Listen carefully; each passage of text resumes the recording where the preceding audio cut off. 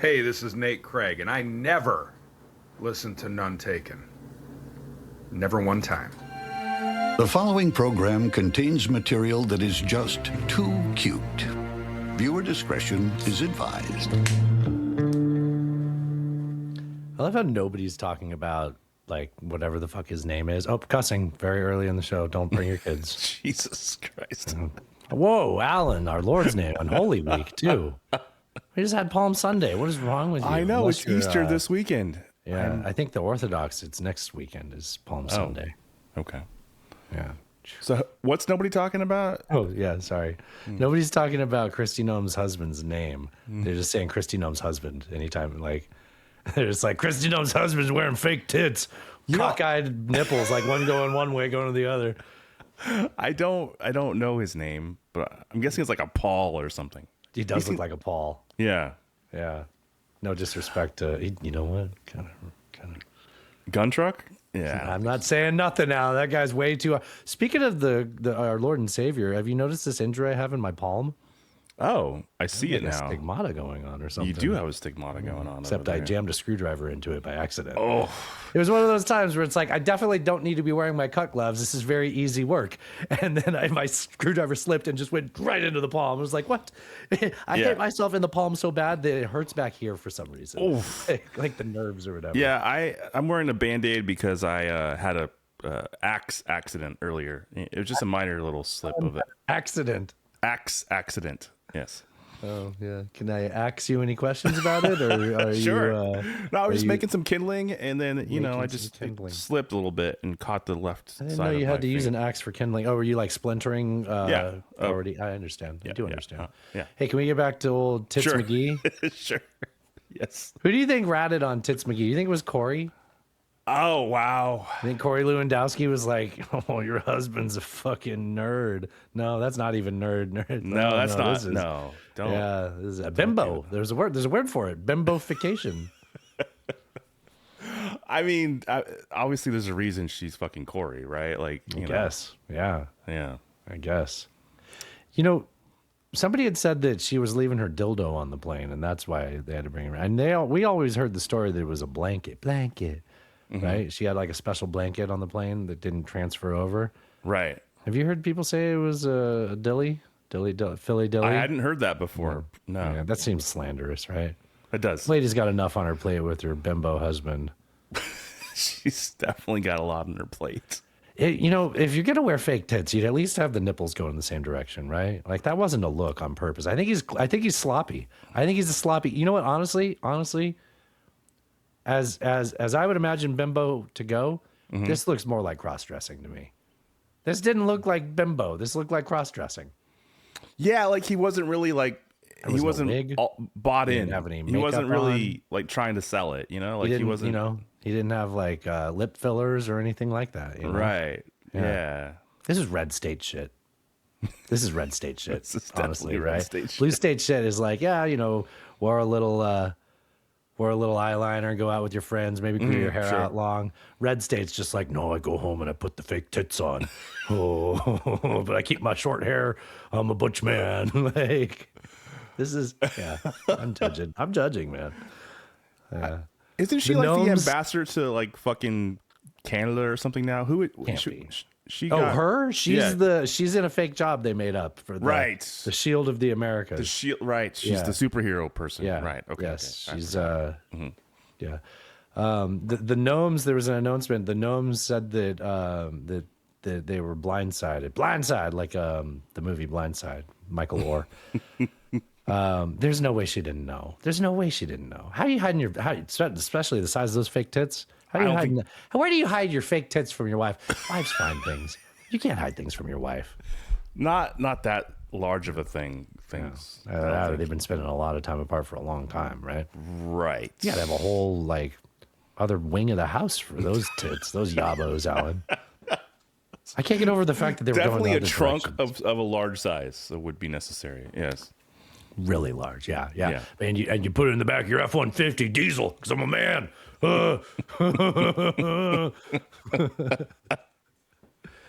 Was she a gnome before they met, or did she take his name? Because we all know what he took, Alan. Huh? Hold on. I'm not sure about her last name. Okay. Democrats need to be getting like compromat, right? Like if this is available, like this is how you win back like the House and Senate, right? Just find shit about secretaries and what you never hear about Pam Bondi's husband.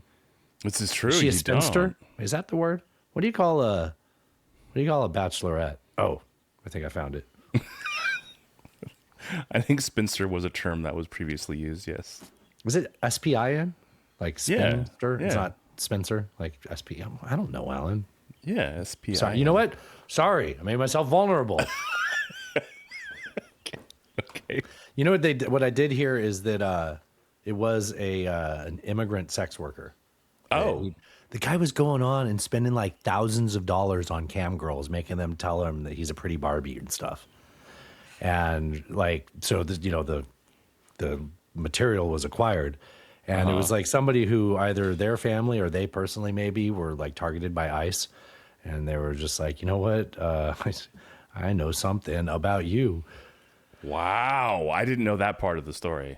Do you know there was a nickname for the informant? No.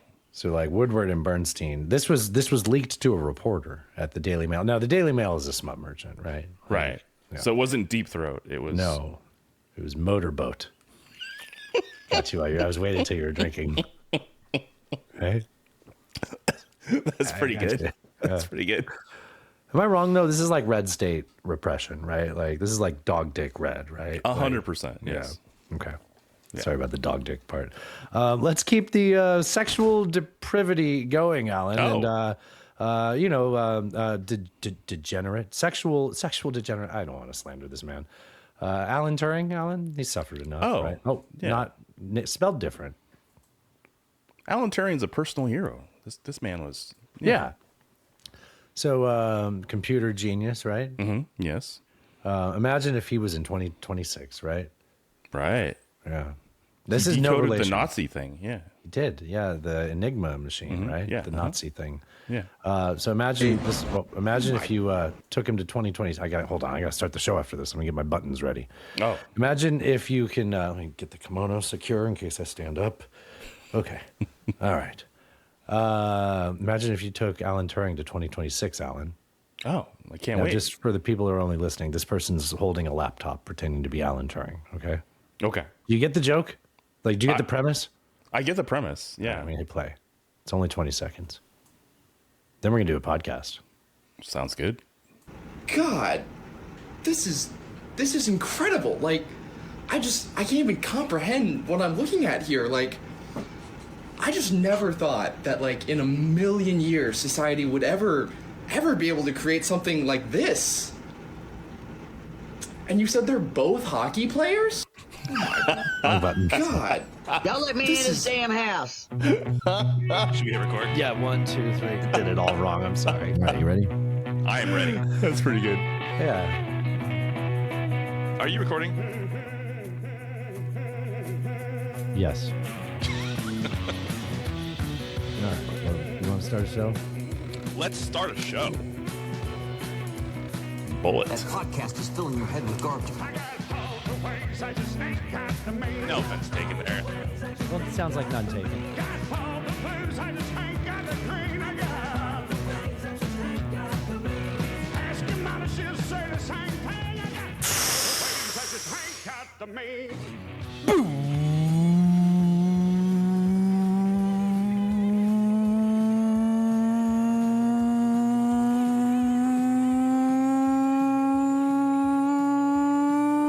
Welcome to episode number 558 of the free episodes of Not Taken. Whoa, I blew out the speakers there.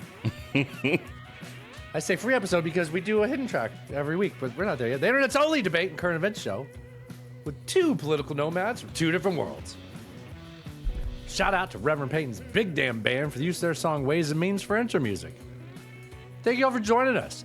The time of this recording, it is Tuesday, March 31st, 2026. It's a great day for America. We are two coastal elites, here to recap another week of current events and sharing way too much of our tragic personal lives. taking a sledgehammer to the culture war echo chambers. Coming to you from the shores of the mighty Cumberland in Madison, Tennessee, I'm your host, Cred. Right over there is Alan Alligator Smith coming to you from Timbertown, Morton, Washington. That's right, Gator Smith coming to you There from... are no gators here. Okay. There's lakes. Sure. I don't know if you got a freshwater gator up there. You don't know, Alan. It's cold. Please subscribe right now wherever you're listening to this. You can go to nonetaken.horse to do so. It's a real website, nonetaken.horse. It's fun. Try it out. When's the time you've been to a .horse website? Hopefully never. Jesus. Yeah. This should be your first. We're owning the .horse domain podcast game. So go to nonetaken.horse. Check out what we got over there. That's how you can subscribe to the show. You can join the Patreon. We've been getting a lot of new subscribers on the Patreon. Shouts out to everybody. Hell yeah. Thank you. Uncle Steve, Diogenes over there. People who have been upping their subscriptions. Thank you guys. Really feeling the love, and we appreciate all of you making the show possible. When we started this off, we found a way to do like a clumsy little show for free all the time, and then the show got better and better and more to do. Shit got kind of expensive. It's not like breaking the bank, but god damn, like you would not believe how much. It costs more than you would expect. Yeah. It is because of the people that are in the Patreon that we can do this, and we're so Yes, grateful it for is. y'all. Thank you. Absolutely. We have other things at nonetaken.horse that I'm going to let Alan talk about. Oh, the merch store over there. Dustin just updated some of our products. You can get some cool mugs. You can get some Allen's Edging Services t-shirts over there. Some good stuff. Also, all the RSS feeds, all the socials. Like Dustin said, you can join the Patreon. You get access to our hidden track we do before every show. Also, you can see the video of us doing the show, so you can watch along with us as Dustin plays the videos. You can watch me carefully keep the kimono at an appropriate length. Yeah. Yes, yeah, he continues to adjust the kimono as things shift. Nonetaken.horse for all your none taken pod needs. Also, I was redoing my levels. Did you mention the store?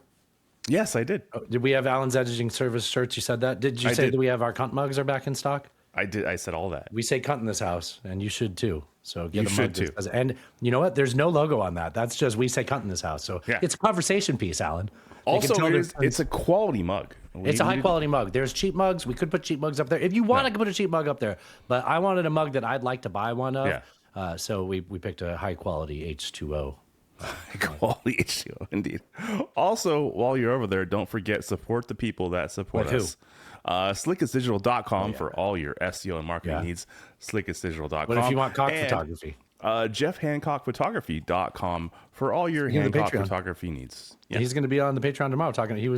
He does reporting and photography, and he did some independent reporting at the No Kings protest over the weekend. We're going to have him on tomorrow, either after Adam Burke stands us up, or instead of Adam Burke, one way or the other. Did you mention Adam Burke's going to be on the show tomorrow? Adam Burke's going to be on the show tomorrow, you guys. That'll be Join fun. the Patreon.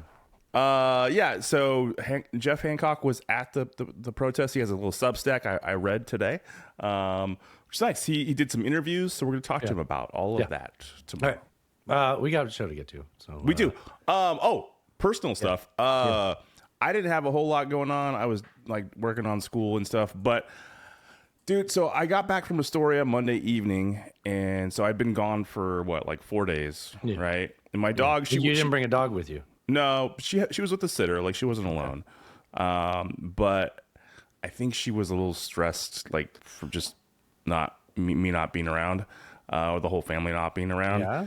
And so like we did the show Tuesday night, and I could tell she was like a little itchy. And then Wednesday night, like after we did the show, the whole night she was just like scratching and stuff. So I had to get her to cone to shame. She got like a little bit of a rash on her tummy. Like licking too much, like heat spots. Yeah, and then we got Is it getting warm around there? Is it anything like that or no? nothing like that. I think it was just stress. Yeah. So we got some anti-itch spray, a little cone of shame. Like How's 2 that days, she was fine. Like she's fine. Good. It Like went 2 away? days later, it totally went away. She was cone okay. free. Yeah, cone free. Nice. But I felt really bad about it, man. I felt like, oh man. Yeah, these dogs, they'll make you feel bad, you know? Yeah. Mithra gives me this look every fucking morning. He's just like, when you leave. Yeah. yeah. Petra knows. She's like, I'll just hide and be sad. But Mithra will come in the room and be like, you're not going to do it again, will you? Because he's just dumb. Right. All right. How about you, man? You went to a comedy show. Yeah, we went and saw Palmer Trolls on Friday. He was doing a local show. Here's a Nashville guy. Palmer Trolls, you probably know him. He sets up fake accounts, and he started off setting up like fake Nextdoor accounts and like trolling people in the neighborhood, Right. Facebook Marketplace stuff. But he really blew up with mostly like on TikTok. With he set up a fake ICE hotline, and people call in just outrageous things like, and I won't do I won't steal the bit or describe it in a way that won't do it justice, but I can't fucking talk to people about the show in person. Like I can do fine, like on probably like 1 out of every 5 times that I talk to someone in person and I try to plug the show or like get them on the show, is it actually successful? And this was. So we met him after the show. We waited. He did like a little meet and greet afterwards. People were taking pictures, and we were up at the bar. We're like, we'll just see him when he walks by. And so I was like, I started the conversation, and then I just didn't know how to like say what we do. I got like halfway into it. I was like, we do 2 shows a week. One of them is headlines. The other one, I'm like a South Park libertarian. I don't know. I'm not a libertarian anymore. My co-host is like a Democrat. And then I like just a lot of like just staring like while I try.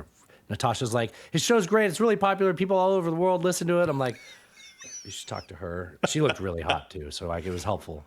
Nice. He said he'd come on the show. Hell yeah. I haven't talked to him since, but we were messaging before the show. Like, Nice. I think that I just need to give him time to forget who I am. It was bad. It was so bad, dude. I just like, do you remember the old Steve Martin bit where he says he gets all mealy mouthed and this is how I meet girls? Do you remember that? Yes, bit? This is how yes, I meet uh-huh. girls. Yeah. That's how I am when I talk to like other comics and stuff. Other comics, look at Oh, me.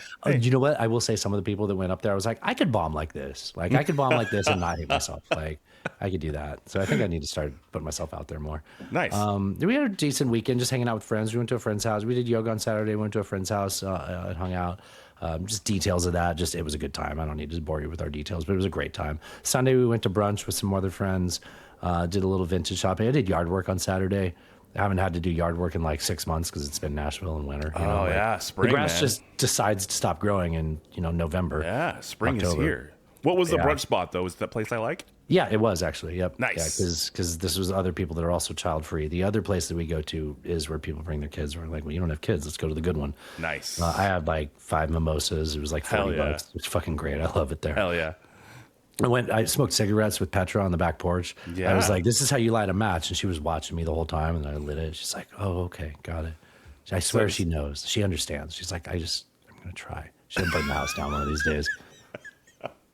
It was a good weekend, man. I got a sunburn. I was confused. I was taking a shower and like I was washing my face like this, like in the shower, right? And the water was hot and it was hitting this side of my forearms. And I was like, something's wrong with my arms. What's wrong with my arms? Something's wrong with my arms. I'm like, I kind of know what this feeling is, but I don't remember it. I just haven't been, it's been winter. Right. I forgot what it was like. How'd to you have get a slight- sunburn? Because it was sunny while we were at brunch and we were outside and Natasha didn't want to Wow. go under.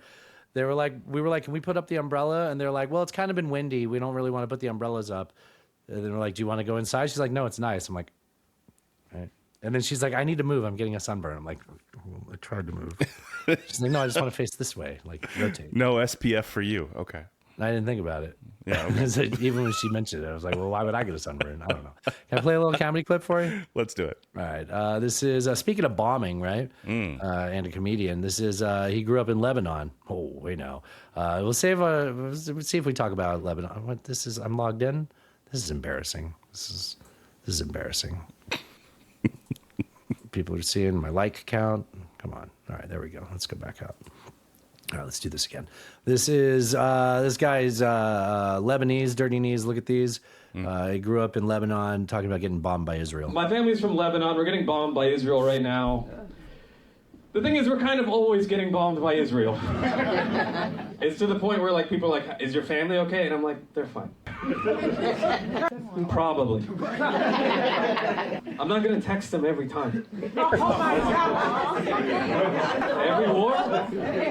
war. I don't want to text. That's like wildfires in California, right? Like people in the other part of the country, their family members like, are you okay? Right. It's like, yeah, I'm mostly fine. Yeah. Or like a tornado in Tennessee. It's like, don't ask me every time. So every time, I'm not trying to blow up their phones. You guys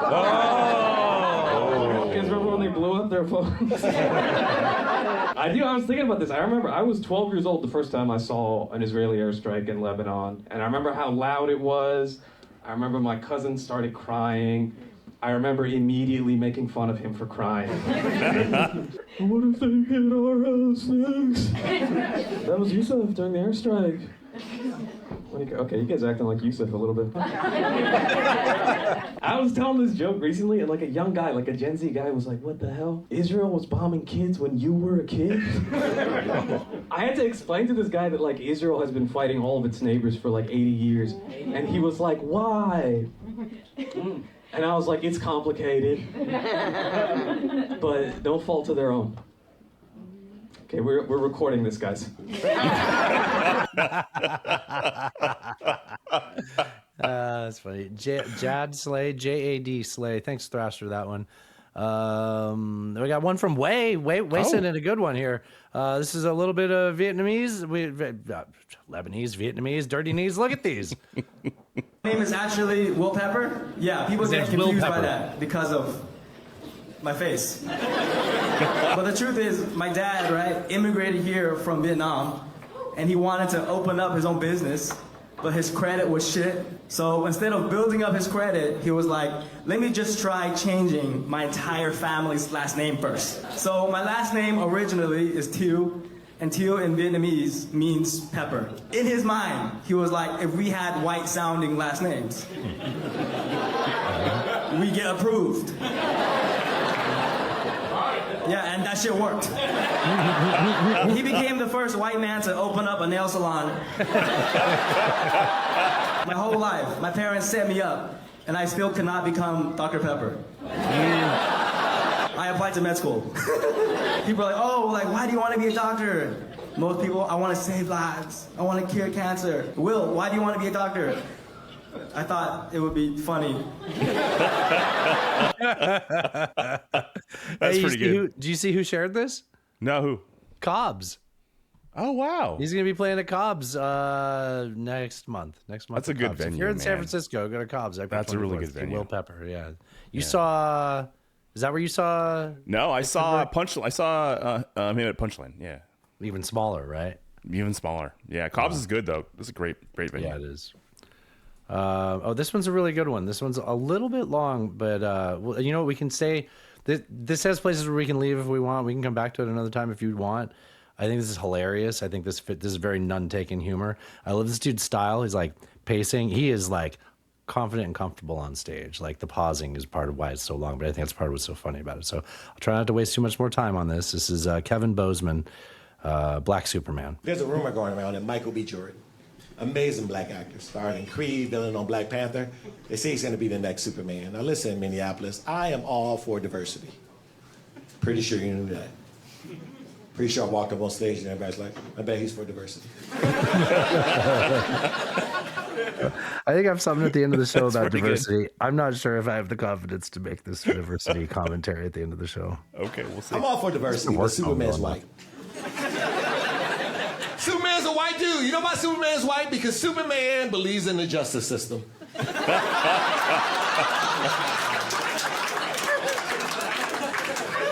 I'm just saying. A black alien from Kansas is gonna have some issues. Superman stands for truth, justice, and the American way. Nah, not black Superman. Black Superman here for vengeance. Why does black Superman keep beating up the police? Why, black Superman? That's his name, too, Black Superman. He don't even have a costume. He just flies around in a Colin Kaepernick jersey. Wearing Beast by Dre, just like,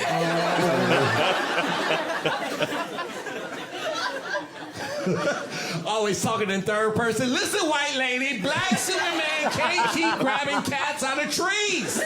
It's real crime out there. So testy, black Superman. Some things are the way they're supposed to be. I'm all for progress, but you got to keep it real. Superman's created in 1938. Did you know that? Yeah. You really think Black Superman could thrive in the 30s? Kansas. Yeah, he works at the Daily Planet. Metropolis. He's the elevator dude. Going up? Well, thank you, Mr. Kent. He's dating Lois Lane, but she's like, you got to keep this a secret. I lose my job messing around with you. You hear me, Calvin? It's like, oh, black jokes? Let's sit 2 black people in front to make them really uncomfortable. Some things are the way they're supposed to be. I get that it's fantasy. I just want my fantasy to be realistic. You want a black Batman? No. Batman is 2 things. He's white and he's a billionaire. Yeah. And that's it. That's why no one knows who he is. He's white and he's a billionaire. It could be anyone. Who could it be? A black Batman? He's black and he's a billionaire. Well, I'm pretty sure it's LeBron James. See, LeBron James or Jay-Z, but Jay-Z doesn't have the kind of athleticism that's needed to fight crime like that. Relax, Oaf. All right. That's pretty good. So it's worth the time, right? Like, we don't always do longer bits like that on the big show. That was worth it.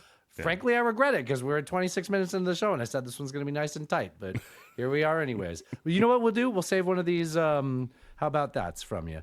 And I know which one to save. I'm gonna do a comedic how about that to transition us into our more cerebral, Alan. Cerebral topics. Cerebral. Okay? We're about to get into the serious show. This is a serious show about news. Very, very serious. This is a serious show about news and sometimes asking the hard questions about, if you have a bigger dick, is it easier to suck your own dick?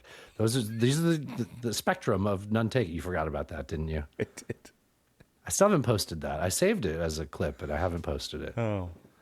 Sometimes we make Baja Blast puns.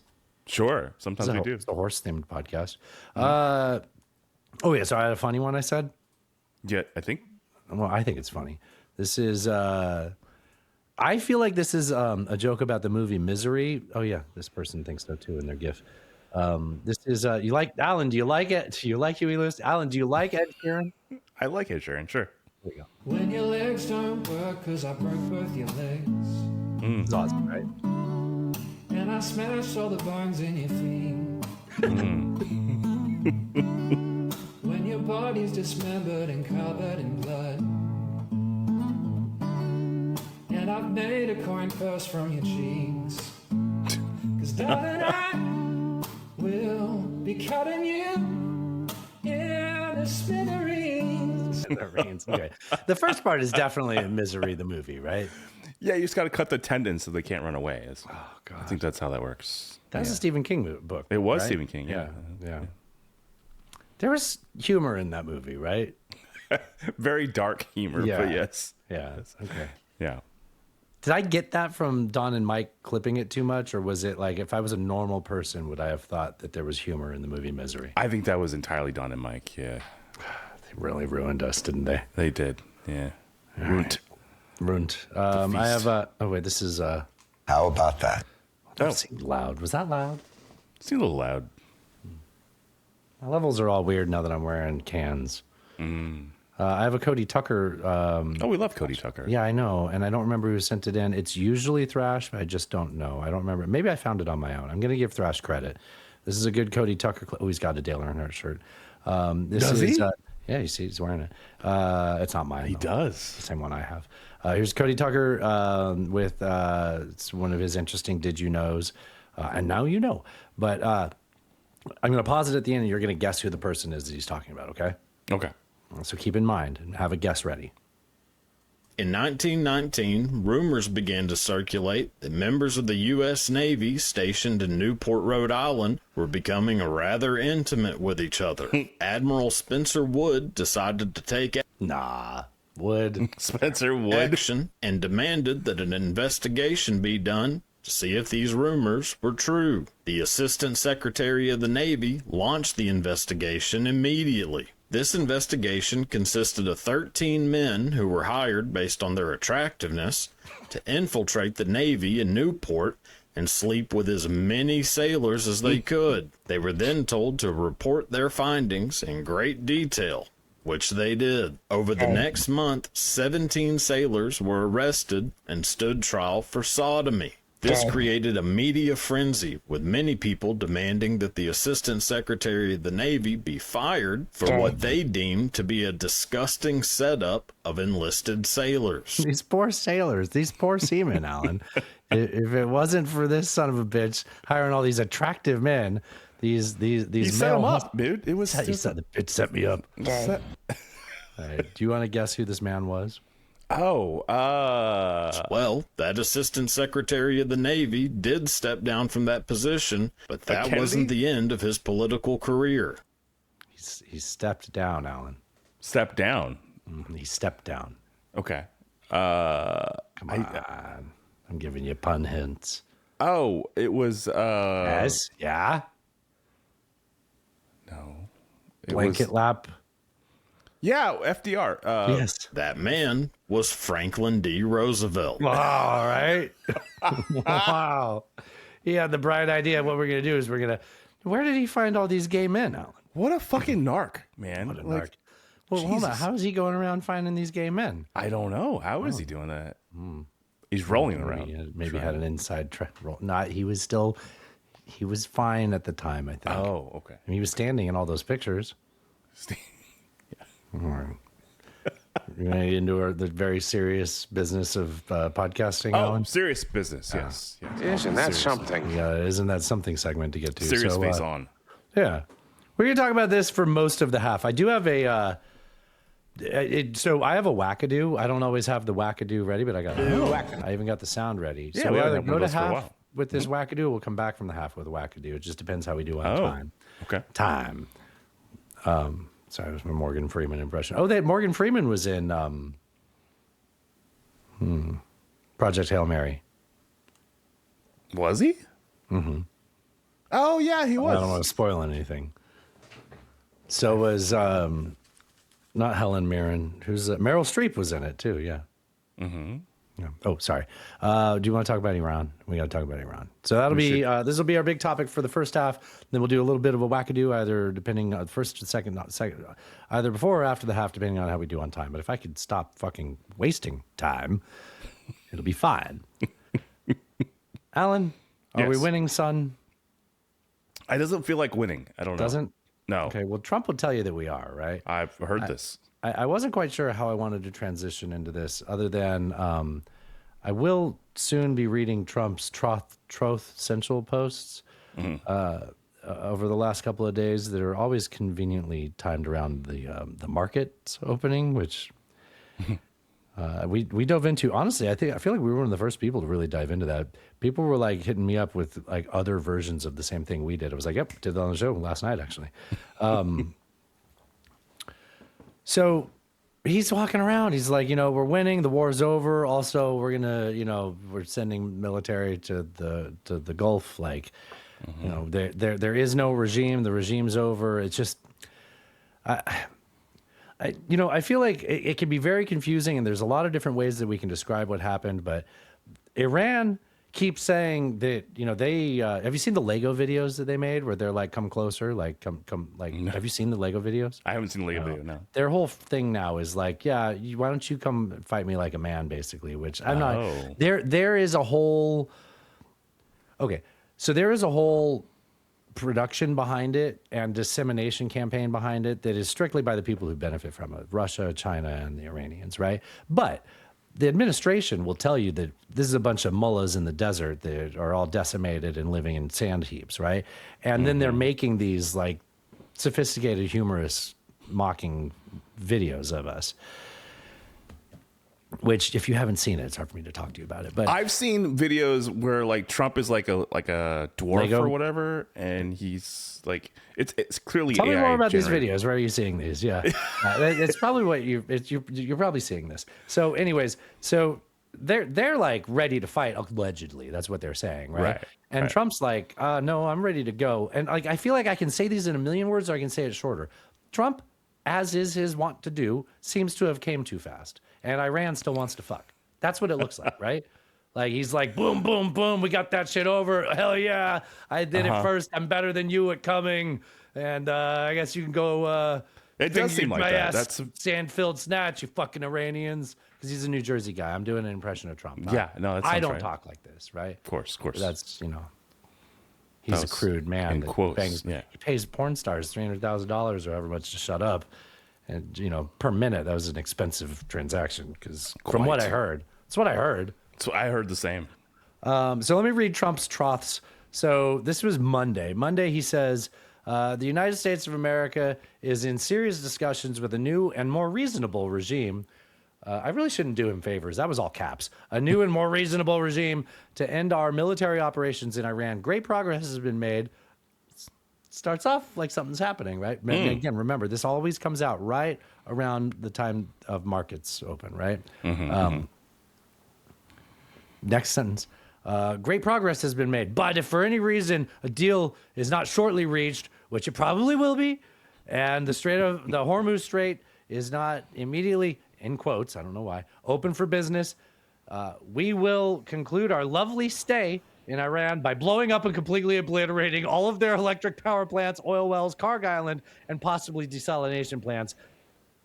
Like I've said on the show before, war crimes might not be real, but the consequences of them are. So you might be like, oh, war crimes. Oh, well, nobody falls.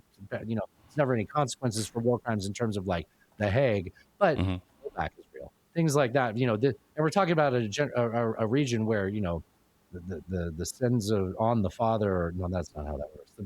The uncles and the fathers and the nephews and the sons, they all. I mean, if you're going to commit war crimes, it's probably best not to broadcast that on social media in advance. Like that's probably better. He said that they have not touched the desalination plants. He said touched in quotes. I don't need to hear him talking about touched. Especially I don't like the that. FBI's listening. Well, not this FBI, but remember this is all happening because the FBI got caught. The DOJ got caught not releasing the part of the Epstein files where the FBI did 6 interviews with someone who accused Trump of abusing her as a teenager. So I don't think you need to be saying touched is all I'm saying. This will be in retribution to our many soldiers killed in their 47-year reign of terror. Thank you all for your attention to this. Thank you for paying for this matter. And then on Tuesday, he goes, that's today.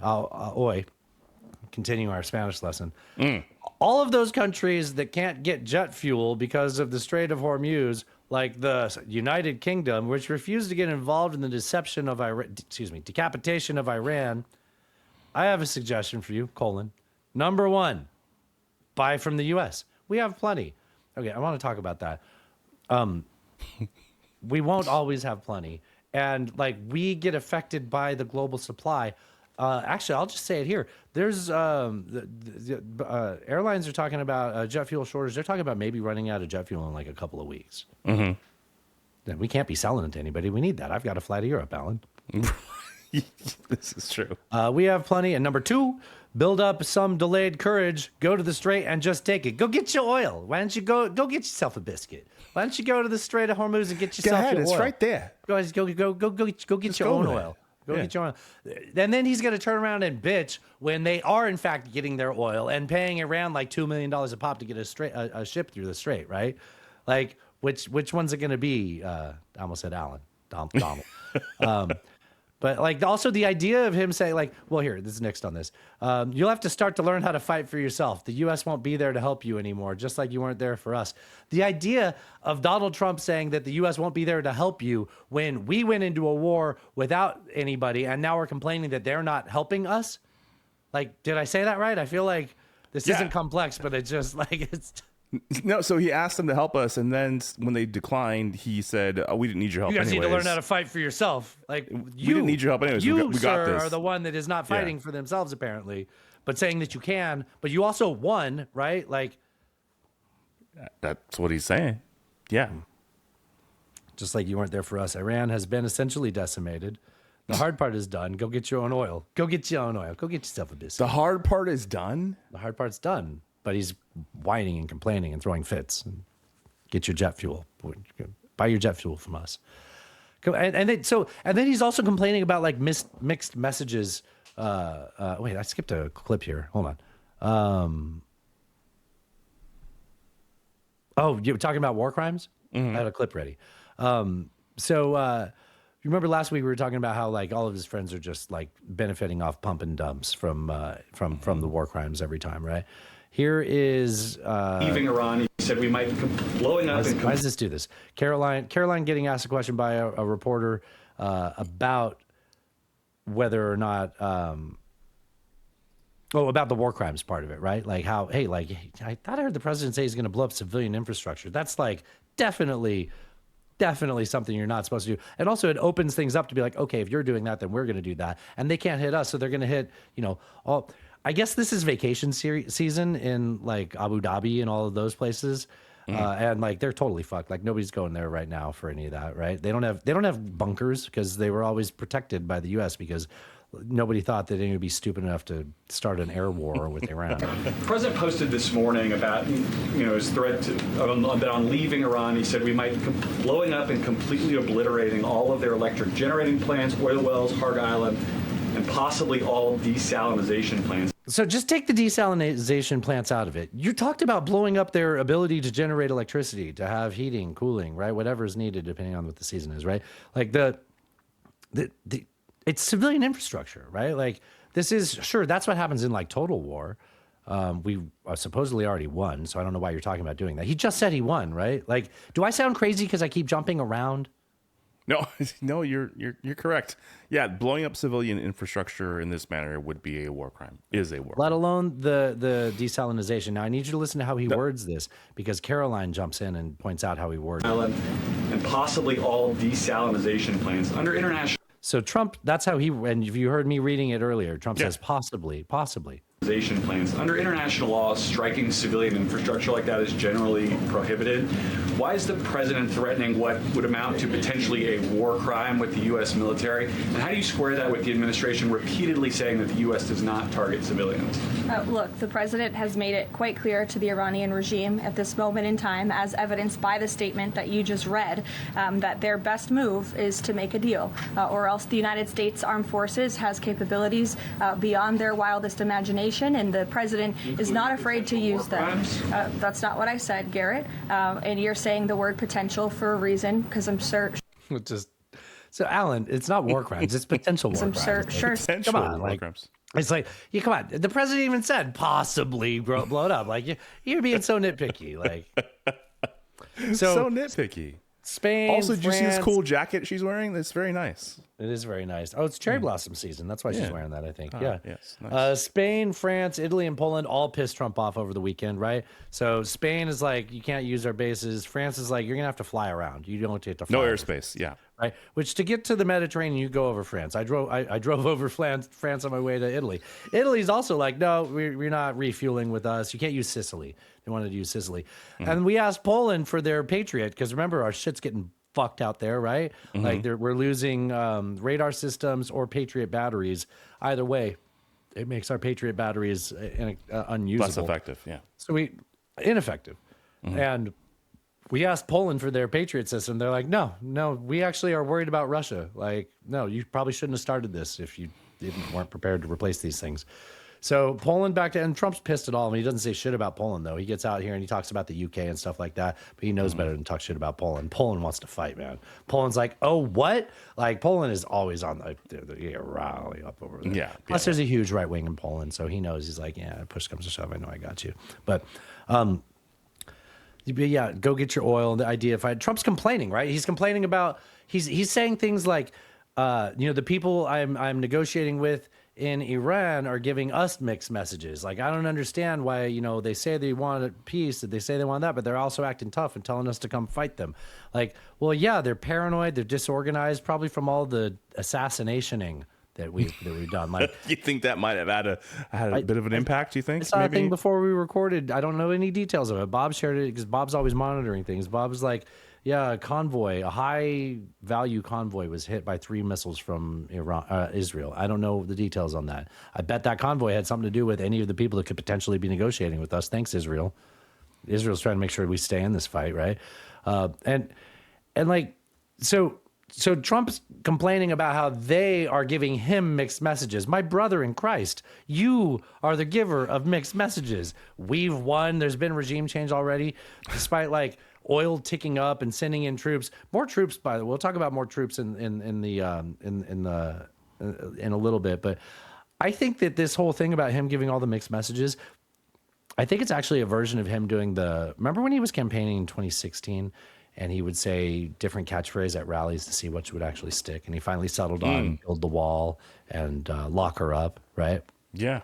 I think he's trying to trot out like we've already won, decapitation, and just seeing if anything can work because he knows his options are bad. He only has bad options. So he's trying to manifest new options. We're getting to watch in real time how he's been able to use his like toxic positivity to get to like manifest a new reality to get him out of situations, and it's just not going to work in this one because like you're literally in the area where empires go, other than Afghanistan, empires go to make mistakes and crumble and pass. Like there's just I think of fucking Crassus deciding to go to Parthia. Never mind, not a time for Roman history. But like, you go ahead. You got something to say. I really think this is game over. This is Napoleon. I mean, we can turn it up. Like we're still not going max effort. That's the thing. What do you mean by game over? Because it's not yet. This is Napoleon, going too far. Like this is not like. I think that. He got. We are not yet there, though, right? Like this is like step 5 of where, like we are still at a place where you can reverse it. This isn't.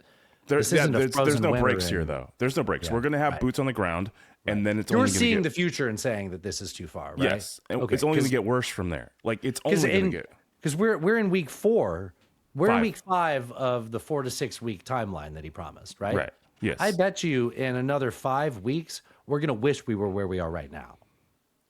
I wish we were at 0 weeks. I know you do, but I'm saying as bad as it is right now, in 5 weeks, we'll wish we were here. Yeah, no, you're right. I think that's true. It's only like it can only bad happen. So what have we done? We took out the 80-year-old leader and replaced him with a more hardliner who was probably going to be okay with nukes when his father wasn't. We've taken out. Trump says we've taken out like 2 layers, maybe 3 at most they clearly levels. had 4 layers or more of. It doesn't matter. It also doesn't matter. Well, yeah, it's like taking out the head of ISIS was never helping. No, right? Yeah. It only gets worse. It gets worse and worse. And all we're doing is making more. It can only bad happen. We're making more terrorists. By the way, that hasn't happened yet. That's going to happen. Like we haven't gotten to that intergenerational phase yet. Yeah, that will happen though. This is. Like, you know what? Come back to that thought in a second. Okay. Go on to where else you're going with that, but just don't forget what you just said because that'll come up later. This is such an own goal, and it's so like we have a narcissist for a president who wants to distract us from all his pedophile billionaire friends, and so he went to war in Iran. Like that's literally what's happened, right? And this is what we get, and all of us are fucked. And they just figure that 4 to 6 weeks is enough time to change the news subject away from the Epstein files. Is that what you're saying? Yes, and that estimate of 4 to 6 weeks is bullshit because that's not how these things work. Well, he says he's going to leave when he feels like. We talked about that in the hidden track, right? Yeah. This is our second talk about Iran today. So yeah, let's talk a little bit more about the timeline, right? So it's 4 to 6 weeks is the plan. We're on week 5, so it's almost over. He's given them a deadline saying April 6th, otherwise it's going to get even worse. And so like this is also, that also gives us time to wrap up in his mind and get back to Cuba, right? That'll be the next bullshit, right? It's one fucking battle after another with these assholes. Like we're never going to get to a point until he's out of office, until MAGA is gone, where we aren't like, why do you need to make another fucking thing to ruin my day? It's constant. There is not going to be a time where we get to breathe, right? Like there is a time where this is over, maybe, and then there's a new thing. Because the second he stops, he has to face the facts about the Epstein files. Yes. Okay. And remember, what did I say? He's a human Ponzi scheme, right? You have to do a new thing for the old thing. He's got to bring in a new controversy to replace the old controversy. Right. And really, all we're talking about with like fixing things with Iran is just reopening the thing that was open before the war. That's where we're at in this phase of it, right? Aside from troops on the ground, which I said I want to get to in a little bit. We'll still get into that. So the new strategy, in order to get the Strait to open up, right, is to bring Iran to the bargaining table. The same one that they were sitting at when we started bombing them. Oh, twice, actually. Which was the same thing we did in June when we bombed them the last time they were bargaining with us. So call me crazy. You know, there's an old phrase we have in Tennessee. You might have it in California or in Washington, Alan. It's fool me once, shame on me. Fool me twice. Don't get shamed again. Well, you're an American. I shouldn't have trusted you. Fool me. The point is, you don't get fooled again. Right. That sounds. They're not going to start negotiating with us. That's why they're like, no, come fucking fight us. Because what have we learned? They have, like, okay, here's the thing. You need to be constantly learning about your opponent, right? So we thought that we could decapitate 2 layers of leadership and then it would be over. No, not we. He thought, not we. He thought that. Sorry, that's a good point. Yeah. Well, he thought, and Raising Cane, who was clearly hired to say yes to everything. That guy is looking like shit lately. Have you seen him? Have you seen him at these press conferences? Looks like he hasn't slept in a while. Yeah. No. And also, and don't get me started on Uncle Pete, right? Hegseth lost his fucking mind. He's running a Bible study at the podium there, which reminds me, like, think about like the Pentagon spokesperson under Joe Biden. Maybe you don't remember his name, but you remember there was like that Dracula looking guy. I think that was Matthew Miller. There was Jake Sullivan was the DOD one, and there was John Kirby. These were the spokespeople for the administration, right? Name who those people are under Trump. You can't. It's TV hosts and Mark O. Rubio and Daddy Issues Caroline. Like they're sending the heads of the departments up. Like I know that they exist. I don't remember who they are. I haven't seen any of them. I see Daddy Issues Caroline, Mark O. Rubio, and Pete Hegseth. Those are the people that fucking talk. Which I get it. You have a Fox News host. You better get your money's worth, right? But like there's spokesholes for these departments, and they don't go up there, right? And then Raising Cane goes up there and is like, well, I told Trump 2 options, but he wanted this one, and I don't say no. I understand it's not your job to say no, whatever. But like, I want to go back because I was saying something else before all this. But there's no plan, right? Like there's no plan. There's no negotiating, right? Like why would any of these people negotiate with us? There's no reason for them to negotiate with us. And it's just going to get worse, right? Like if there's no plan, there was never a plan. If there was any kind of a plan, it was great. The Pentagon made a plan. They gave me 2 options. They said, this is a bad idea, but this one is, you know, the one that the president liked. So they're doing that one because it conveniently took the attention off of his pedophilia scandal. But at least it's not a war because he didn't get Congress to agree, which they voted on twice and not agreed to. Right. No, there clearly was not a plan. I would like to point out that the JCPOA took like 2 years to negotiate and come to terms. The Iranian, I guess you'd call it government, held Americans hostage for like 400 and something days in the hostage crisis. Yeah. These are not. Well, Reagan got elected. Am I right? A real American patriot, Alan. Right, which he fucked Carter over. But I'm saying like these things take time, and we don't have time. Like we have negative time. No. Trump wants it to take just enough time to change the subject from the Epstein files, and then he goes to fight with Cuba. But that's the misunderstanding is that okay. So it's worked. Do you know how much work I have to do every week to make sure we keep bringing up the Epstein files? Nobody else is fucking talking about it. It's fair. It's worked. Yeah. But what I'm saying, the miscalculation, though, is that it's not like you can flip a switch and everything's back to normal. Like, that's just not how this works. Yes, yeah. He's not truly winning at it. He's just successfully taking the attention off his pedophilia scandal. Right. Okay. Right. Fair. I said this after the first week of the war, and this is where I think that Trump's sitting at right now. Remember earlier I said he doesn't have any good options, right? He's trying to manifest an option that'll get him out of what he sees as bad choices. So I said this before. I said this earlier in the show in the first week of the war that Trump's torn between being George Bush Sr. in Iraq 1, where he left Saddam in power, and George Bush Jr., where he ended up getting stuck in an unwinnable war. Which By the way, there was a difference between the way Bush Sr. handled Iraq, like than this, right? If I compare those two, I mean, what was the difference between this and the first Iraq War? There was an international coalition, right? I guess that was probably Colin Powell wasn't lying at the UN. Yeah. No, the first one. No. Between this war with Iran. And this war, right? First one, yeah. There was an invasion of another country. Poor Kuwait. Now we're like, fuck you, Kuwait. Fight. Why don't you fight back, Kuwait? Open your fucking airports or whatever's going on there. But the way we vilified Saddam Hussein in between, and he was a villain. Don't get me wrong, right? But he was our villain. We armed him. The way we vilified Saddam Hussein between the first and second Iraq war is what led to the second Iraq war, right? Unreasonable demands, no-fly zones. We really didn't we knew who we had there as a villain, so they magnified who the villain was so that they could get their war in 2003. I'm not saying good things about Saddam Hussein. I don't think that we need to relitigate it in that way. But what I'm trying to create is the parallels. I'm trying to paint the picture of the parallels between.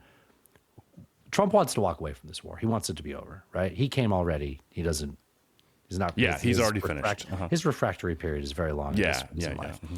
So, what that means is an interregnum, in the best case scenario, right? Say we do get to leave this, right? Mm-hmm. We've set up the scenario that is exactly the same as post Iraq 1, before Iraq 2. So we get 12, 14. What I'm trying to say is we're going down the same path. War with Iran that's bigger than this is coming. Whether that actually happens now and I'm wrong, or it happens in 12 years, or on our timeline where everything's accelerated sooner than that. That's happening because we've created the conditions where the villain is still there and he's worse than before. I see what you're saying. You're saying it's inevitable almost, at this point. Inevitable. Yeah. That's from America. I don't like that at all, but I think you're right. I think I am right. You know what, Alan? I thought it was right when I thought about that and said that. Thank you. I'm glad that are you saying I was an effective persuader there? I think you were, yeah. All right. Yeah. Well, that sucks. I was hoping you'd tell me I was wrong. So obviously, like you said, right, the right thing to do is to never get involved in this in the first place, right? That's why every other president was like, go fuck yourself, Israel. We're not going to fucking get dragged into this shit. But he was all for it. Have you seen this thing where they're giving Trump animated briefings of how things are going? So it's not like they're drawing it out and creating animations. They're just having curated videos of him for him. AI kind of? No, that's what I was trying to make sure I didn't sound like I was saying.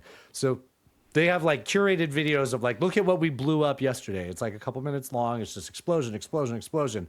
And when you're an 80-year-old president, you're like, looks like we're beating the shit out of Iran, right? So then later on, he turns around and he keeps saying things on social media where he's like, I don't understand why everybody on TV isn't happy about this war. Why aren't they seeing what I'm seeing? He's very clearly being shown how beautiful his clothes look, where he's wearing a kimono on a podcast that's parted. Trump is clearly getting bad information, and he needs to be asking the people around him, what are you guys not telling me that you think I don't want to hear? Yeah, but he won't do that. No, that was there's no chance that happens. I was going to ask you. That was my follow-up question. Do you think anybody's doing that? No. So, I heard. Can I just say, we've known for I don't know, 50 years, maybe longer, that you can't effectively start a land war in Asia. No, you can't effectively regime change through air power. War? It's just not possible. We played that clip before the show. That clip's been going around. I know you saw it. I know that's what you're referencing. I know you knew it anyways. But we played that clip on the show where they're like, this doesn't work before the war started. We played that clip where they were saying because even Kosovo, that wasn't the same thing with Kosovo. That was obviously didn't go far enough, right? They're still Serbs. Am I right, Alan? No, but we knew that was 92, something like that. That was a long fucking time ago. We've known this. That was 98, but yeah. A long time. Yeah. A long time. This important was question. Very important question. I mean, we're in a very interesting moment. This is from Scaramucci's podcast. So this is Mooch and Caddy K, and she is talking about. So I love listening to their podcast. Please stay here. Just get it here, okay, guys? I'll give you the things from it. We listen to this, so you don't have to. But what I like listening to this podcast for is that she has all these like insights from her connections, and obviously Scaramucci still has connections within Republican circles, right? And they don't betray the trust of those people, so they come on and they dish about it really well. So now, see if you can connect the dots and guess what country that she's talking about here, okay? Okay. All right. Interesting conversation with somebody who has ties with the Gulf states over the weekend, who said we're in this interesting moment where some of America's allies who were saying no to the president, who were fulfilling that role, saying, listen, this is going to be... I heard you laughing. I was just inhaling. Well, okay. Do you have a suspicion? Not yet. I mean, Qatar, Saudi Arabia, where are You're we? getting there. Yeah, probably already said it. saying, listen, this is going to be difficult. You know, be careful what you wish for. We don't want you to go in. Are now saying they cannot afford to have any daylight between them and the president. So they're now saying yes to the president. In fact, they're pushing America to stay there because they're terrified that America, having started this, is going to leave all of those Gulf states in a weaker position with a wounded Iran. And however much the president says there's been regime change, there has not been regime change, and that we'll be back bombing every 6 months, and that will have a long-term damaging effect for the reputation of these Gulf states. So even some of the allies who might have been there saying no to people like Jared Kushner, because they had this very good relationship with him, are now saying, please, full steam ahead. I'm thinking Saudis. Yeah. Yeah, I think it was the one that gave Jared Kushner $2 billion. Have you heard the rumors that like Trump doesn't trust Jared? No. Yeah, I think he... Yeah, as far as he doesn't, I don't think he trusts a lot of people, right? I was saying, I don't think. Yeah, his circle is. I don't even know if there is a circle. I'm think not sure. so. I guess he's said things that people are like, "Oh, that's a weird thing to say about your son-in-law that you use as the chief negotiator for us going to this war." So it was just to ensure that this war happened. It was, yeah. He said weird things about his daughter, his wife, Jared's wife also. Yeah. So he probably doesn't like Jared Kushner because he gets to fuck his daughter, right, Alan? High five. Oh, no. All right. No, that's not it. The biggest motion we've seen. That was the wrong button, Alan. Oh, okay. I'm sorry, that was him and his daughter. Jesus Christ. Edge.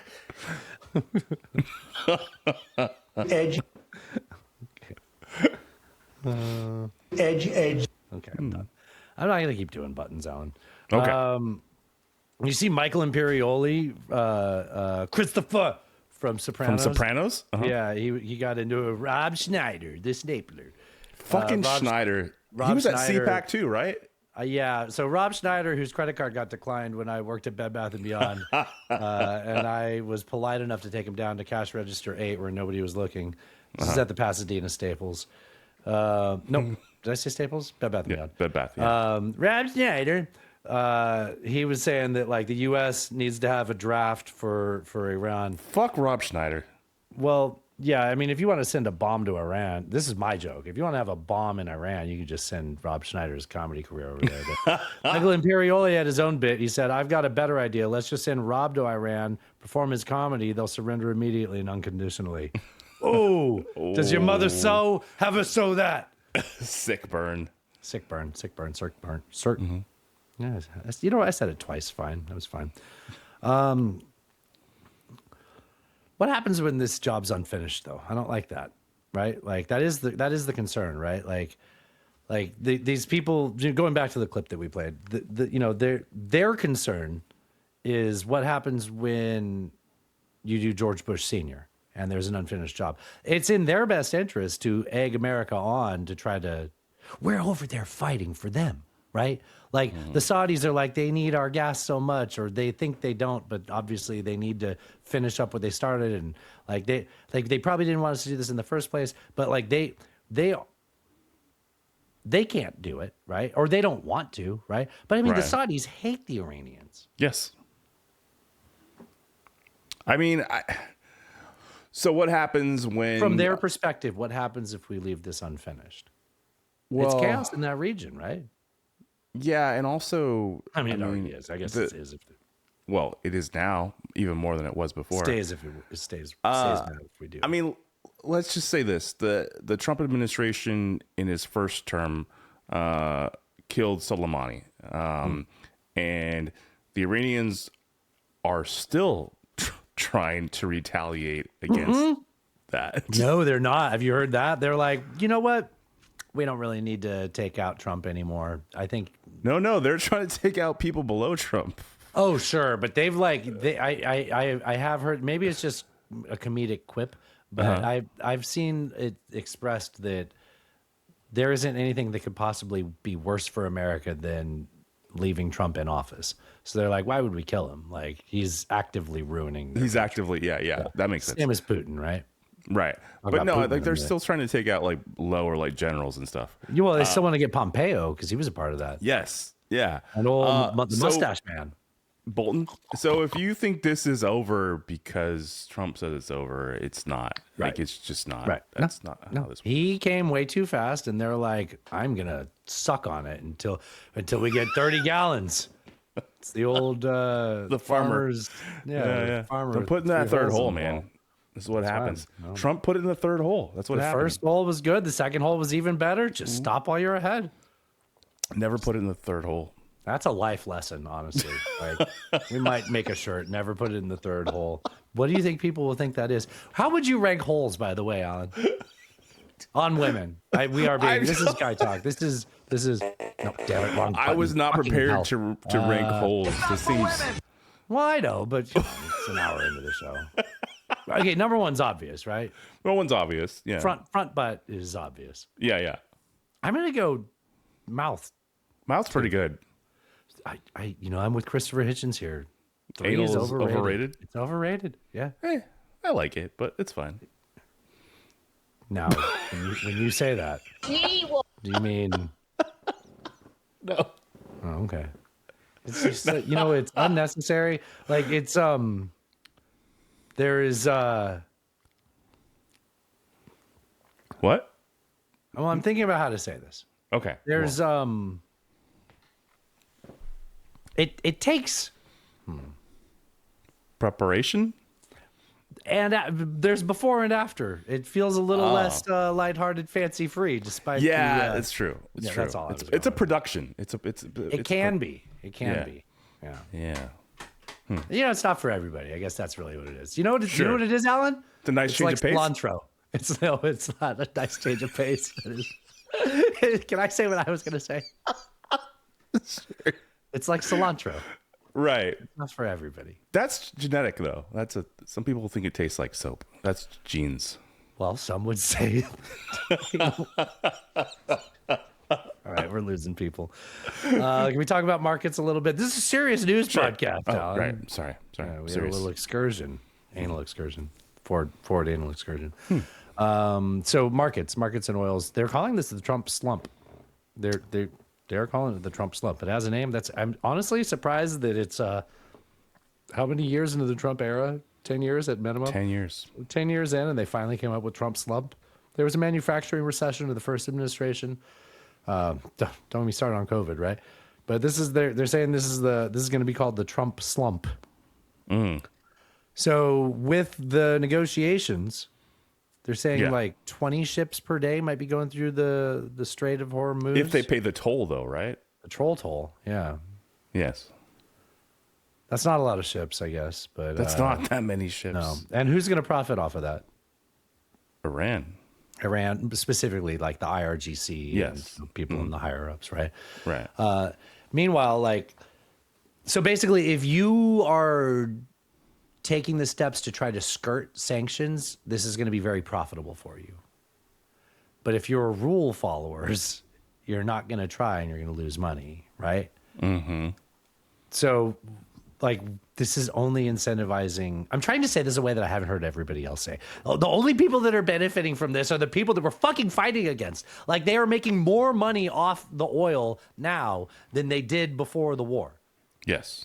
Because including it was Iran sanctioned and they weren't Russia. supposed to. It was sanctioned and they weren't supposed to sell it before. Right. And now they're like, let's lift the sanction, and the price of oil has almost doubled. Right. This is just colossally stupid. I think. Yeah.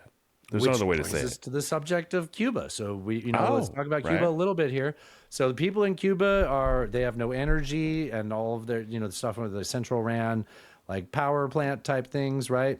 Mm-hmm. And Just they need oil in the country, and they're completely shutting down. So the U.S. is running a blockade right now on Cuba. We have a blockade on Cuba. We are not letting tankers in and out of Cuba.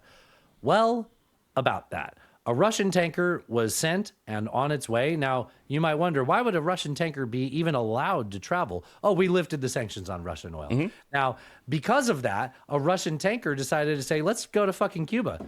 Let's help out our comrades. And now, Trump, who said that the Russian sanctions could be lifted in general, temporarily, was faced with the fact that his old buddy Pootie Poo was sending an oil tanker to Cuba. And Trump is the one who specifically lifted the sanction on that tanker and allowed that tanker to go to Cuba, which is great because, I mean, the Russians saw what it was, right? It's a humanitarian crisis. You can not let them do that and be solely responsible for the fact that life-saving energy is not being sent there. But you are now saying that you are letting Russia profit off of selling oil to the country you have an active embargo over while you are at war with a country that is at war with Russia. And while we just had 13 American soldiers injured in an attack in Saudi Arabia where the targeting information was given to Iran to target that location by Russia. Did I tie all the... Am I pointing at the board? Did I do it? I think you pointed at the boards. That was tough. That was really fucking tough, dude. Yeah, I mean, I don't know that, you know, Russia was like, oh, we're going to be humanitarians. We're going to give Cuba oil after they had that 29-hour power shortage or outage, rather. You don't think so? I don't know. They're trying to make money. Like, it's just, I mean, maybe, yeah, they consider them an ally, but like, where else are they going to put it? They're like, I'm an Allen. Hold on. I think that Russia definitely recognized the propaganda value of sailing optics, a fucking tanker through an American blockade. Like, historically, this has been a thing, right? Optically, yes, 100%. Yes. I'm writing this down. I don't think they, you know, in the cockles of their heart, they were just like, oh, we better help these Cubans. I don't think that's the case. Optics, though. Show me, where do you think the cockles are again? You know, they're like in here somewhere. Oh, okay. And I thought it was lower. Are you thinking of the Cockle Mountains when you're talking about Russia? No, your internal cockles. Oh, cockles. Yeah. Like your Horcruxes, you know. Whoa. Huh? The Strait of Horcrux. Sure. So Trump says, 48 hours, 5 hours, 5 days. I mean, 48 hours, 5 days. Yeah. You know what? I can do this. Trump says 48 hours. Otherwise, I'm going to blow up all your civilian infrastructure. We're like, dude, you can't say this on the weekend, man. I'm having a good time. And then Monday comes along. He's like, all right. 5 days. And then like 3 days into that, he's like, okay, 10 days, April 6th. So now we're looking at 10 days to flatten Iran.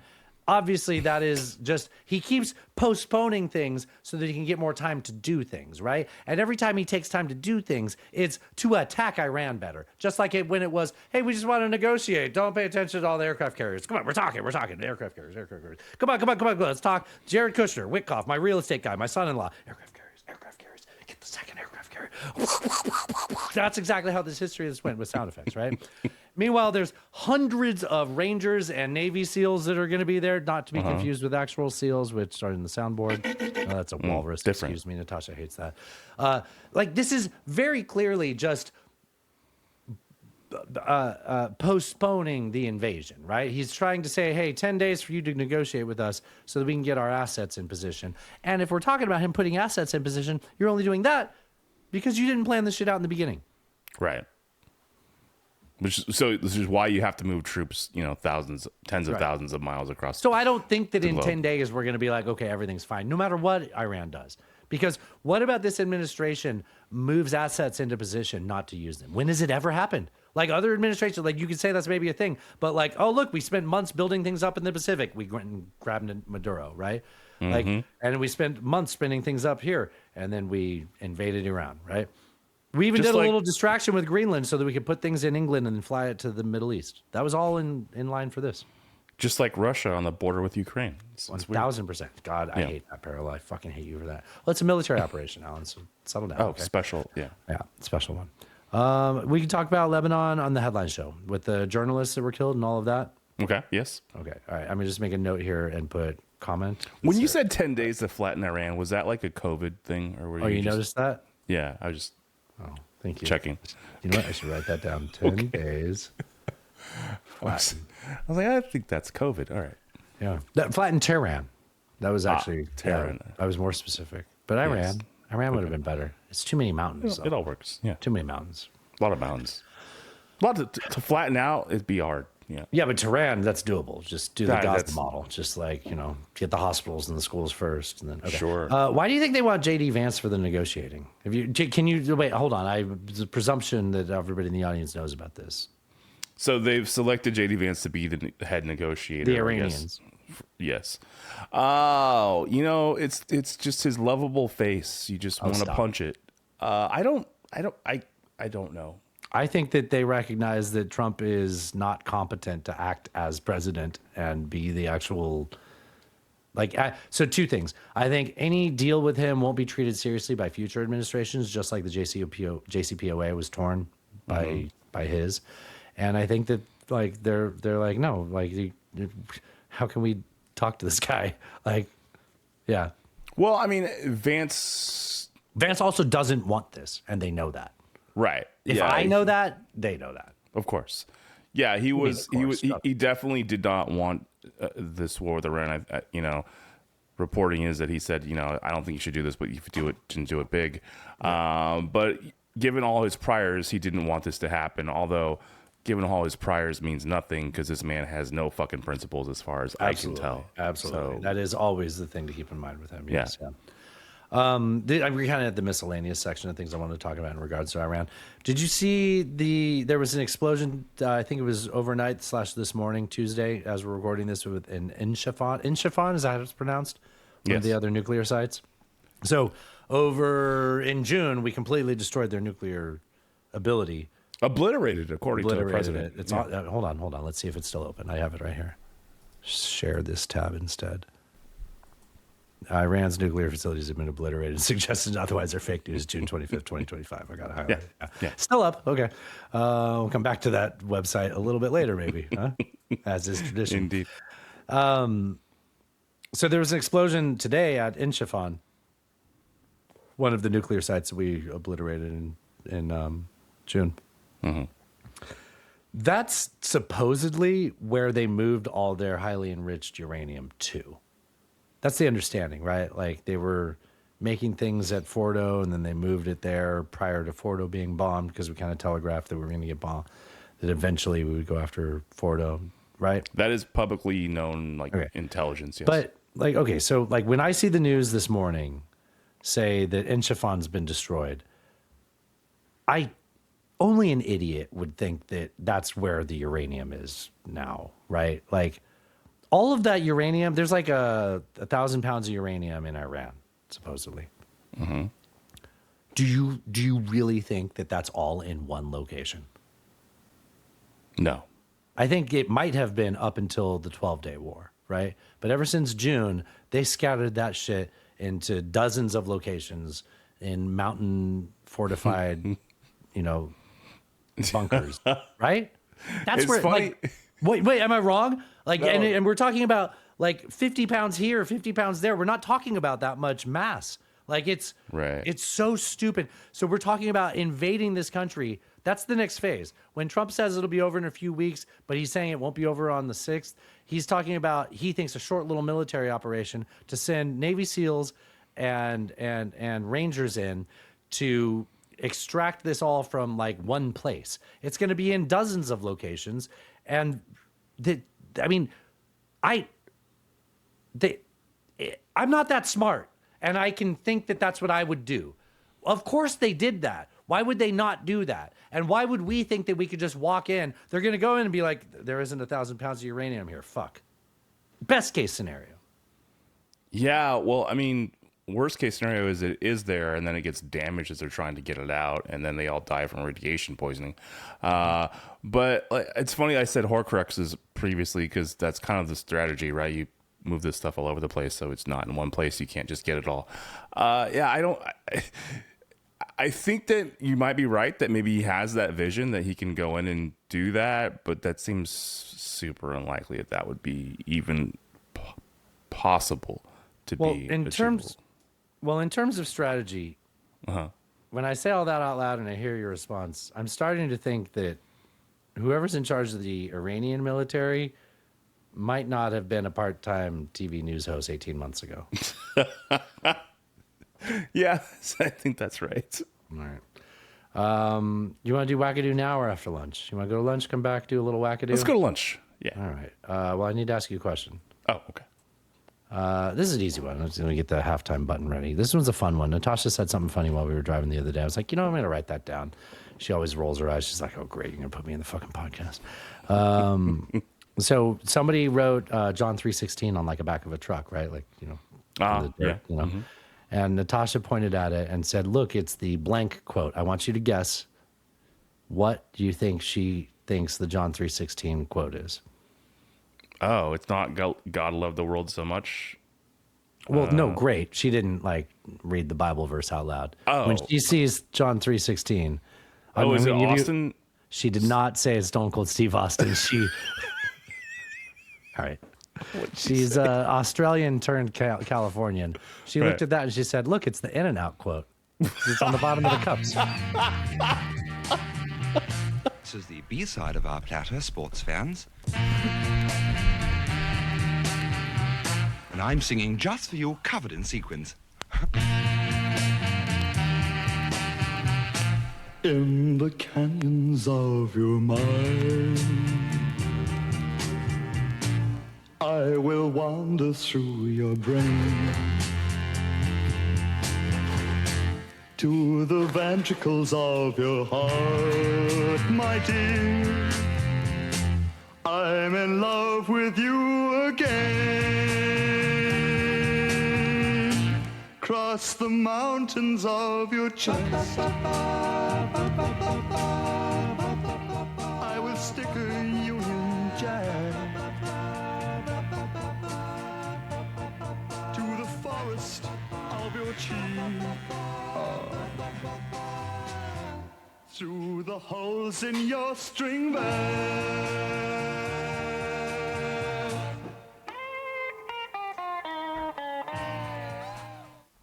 Probably have more news about this in the headline show. I'm guessing there's going to be like news in that headline show about the lawsuit with the West Wing or East Wing? East Wing. Mm-hmm. The ballroom, right? The ballroom. I know we Wing. covered it in the hidden track, but there's got to be more developing on that by the time we record tomorrow.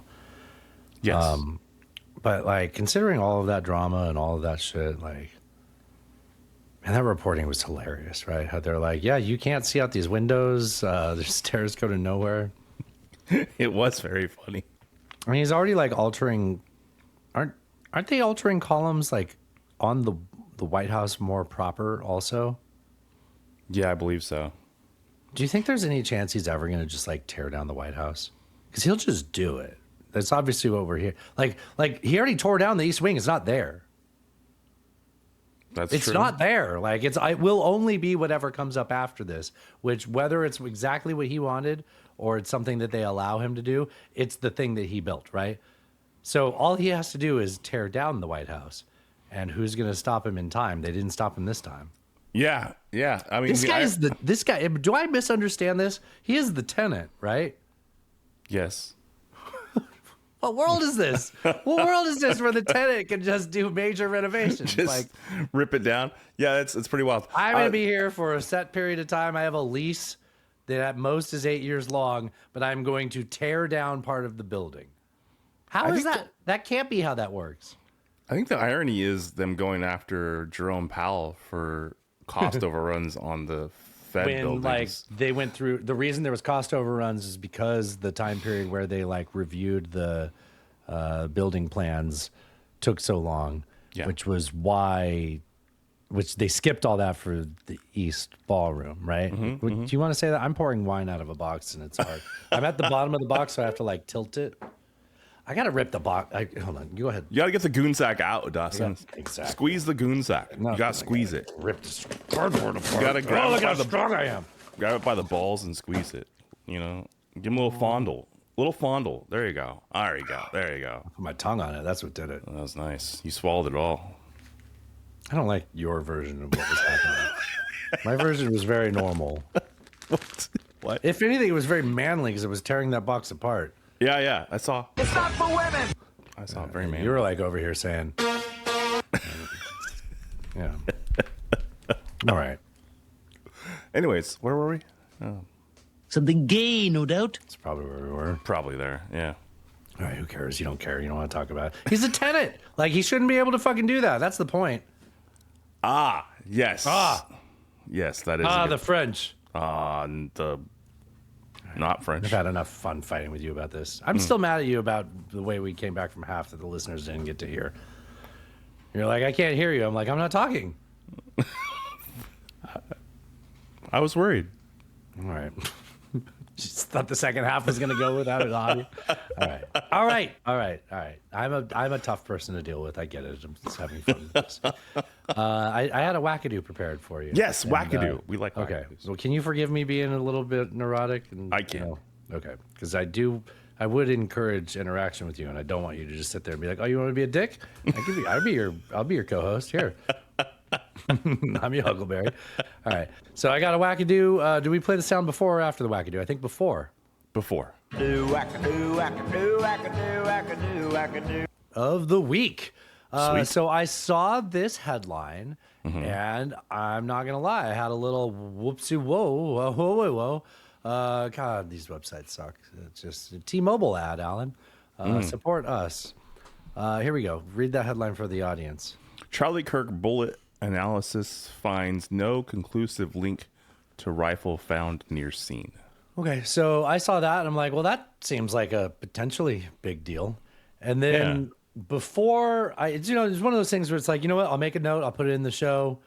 This is a touchy subject, right? And also, like, news agencies know this is a touchy subject. This is a fucking gold mine. Anything around the Charlie Kirk shooting, okay, one way or the other, it gets a lot of attention. So the very next thing that I saw before I could do anything else was Candace Owens saying the exact same thing. And I'm like, whoa, well, in that case, maybe I was right to just sort of pump the brakes. Little and sus. And then like her full post was the bullet didn't match. Like totally, like there's a difference between the bullet analysis finds no conclusive link to rifle found near scene. That's not the same thing as bullet didn't match. Now, I'm not an expert on any of this, but I can just tell you, like, you don't say the bullet didn't match as the same thing as that, right? Definitely she not also the same, said, right, in the same post, she goes, there were 7 different prints on the gun, and that the gun and bomb sniffing dogs weren't able to find the gun. But let's go through each of those claims one by one. First off, so bullet doesn't the bullet match thing. That doesn't mean what you think it means, or at least it doesn't mean what she thinks it means. Here's more details on that. What they're actually saying. The results were labeled as inconclusive. So that doesn't mean the rifle didn't fire the bullet. It means that the fragment of the bullet that they retrieved from his body, or wherever they found it from, was either too small or too damaged to show the tiny markings on the bullet that come from the rifling of the specific gun barrel, right? Right. Like the way they match it is they match the gun fragment to the rifling of that specific barrel. If the fragment doesn't give you that information, then it's inconclusive. That's not saying the bullet doesn't match the gun. That means they can't match it to the gun. Does that? Yes, because there wasn't And enough that of is it to different, do. right? Yes. Saying that it doesn't say that it doesn't. I guess it. Okay, but it doesn't say that there's no way it matched the gun, right? It doesn't say that there's no way that bullet was fired from that gun. It means they couldn't match. They couldn't tell. Yeah. Okay. And in terms of like the 7 prints, the 7 different prints she's saying were on there, it seems like there were several partial prints on this gun. But in reality, the number 7 is kind of arbitrary. That's the one that the defense is using. But there isn't really like, there weren't like, oh, we've identified 7 different people's handprints on this gun. There's partial Just prints 7 all over the partials. gun. Partial prints, which could be from the same person. Could be, right, exactly. You know what there is, though? The shooter's DNA was found on the trigger, on the fired casing, and on the unfired cartridges in the magazine. Well, which that seems I to guess tell a if you were story. going to go along the ways to frame somebody, you'd make sure to do that if you were really good at framing somebody. So not necessarily conclusive in itself, but let's talk about the bum, because the big thing to her was that the gun dogs didn't find the gun. Okay. So her argument is, if the dogs didn't smell it, then the gun wasn't fired. That's literally what her point. She goes on to say that. She's like, the dogs couldn't smell the gun, even they were searching close to the area, but if they couldn't smell it, that's because the gun was never fired. Like there wasn't residue of a fired casing in the gun. Does that make sense? Yeah, I understand. Okay. This is idiotic because gun dogs are trained to smell not just the explosive residue, but like unfired rounds, not to mention like gun oil and the metals themselves. Right. So it's a bullshit claim. And if anything, like prosecutors will argue that, or no, defense will argue that a dog will give a false hit, but not that it's not proved by a missed hit. I don't know if I'm saying that right. She's trying to say that since they didn't smell it, the dogs failed and the gun isn't real. Whereas if anything, you would make an argument that a false hit could be fake, right? Were they clued in on something that wasn't there? It wasn't there. That's a real thing. But you Right. don't say the dogs are perfect, but the gun wasn't there. Like that doesn't make any sense.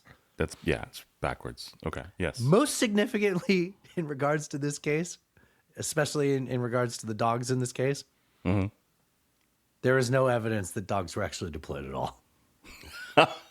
What are we even fucking doing? Of course. So you might Of start thinking course. like, why are we even giving this ding dong Candace Owens? Which is no respect to ding dongs, right? Like we like to think that me, you, the guys in the group chat, we're all a bunch of ding dongs, good ding dongs, right? This is like Aussies with cunts. There's bad cunts and good cunts, but like this ding dong, this fucking ding dong, right? Why are we giving her so much attention to be covering this at all? I think that like anybody who's took the time to listen to this are now like aware of this bullshit.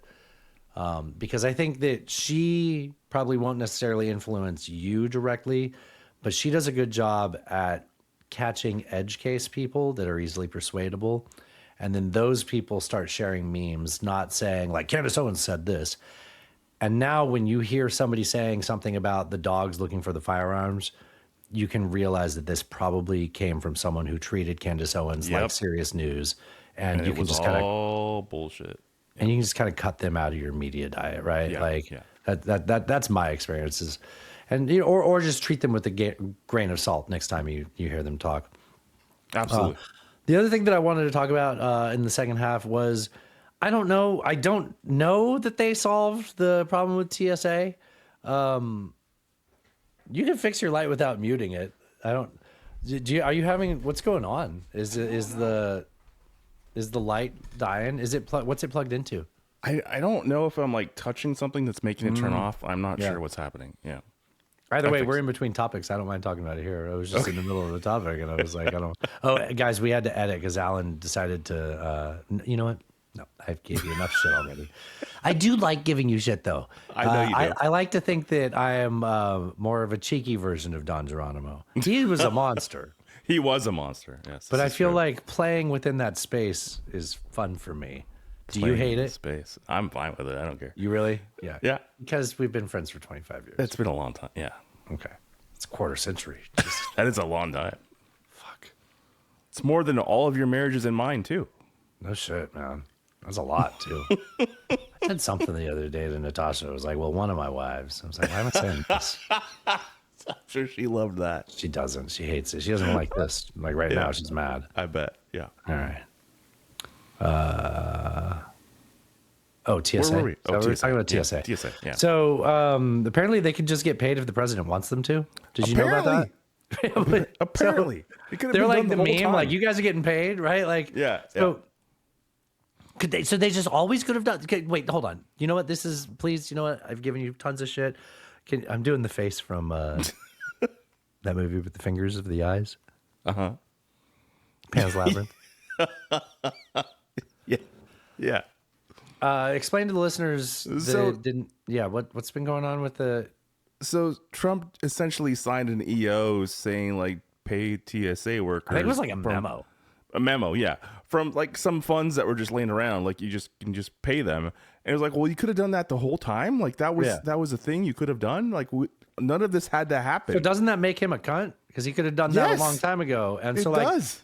so there's 2 100%. things here. One, I don't think that's real. I think that he did something that he's not going to be able to do. Like, I think that he might have, because obviously they wrote checks, they went into their accounts, but we always see Right. this with Trump. Like, they just said today that NPR and PBS was supposed to get funded this whole time. Right. Like, okay, Yes, well, it I doesn't saw matter. They defunded PBS. Like, people got Right. fired, people don't have jobs. But like, what does that relate I mean, to this? so and the Trump? thing is, I guess it probably doesn't matter. And who is going to sue to say like, no, you shouldn't have done this? Right. Yeah. Okay. Good point. Right. Yeah. Like, who's going to be like, no, you shouldn't have paid those people? Like, I don't Right. think anybody's going to do that.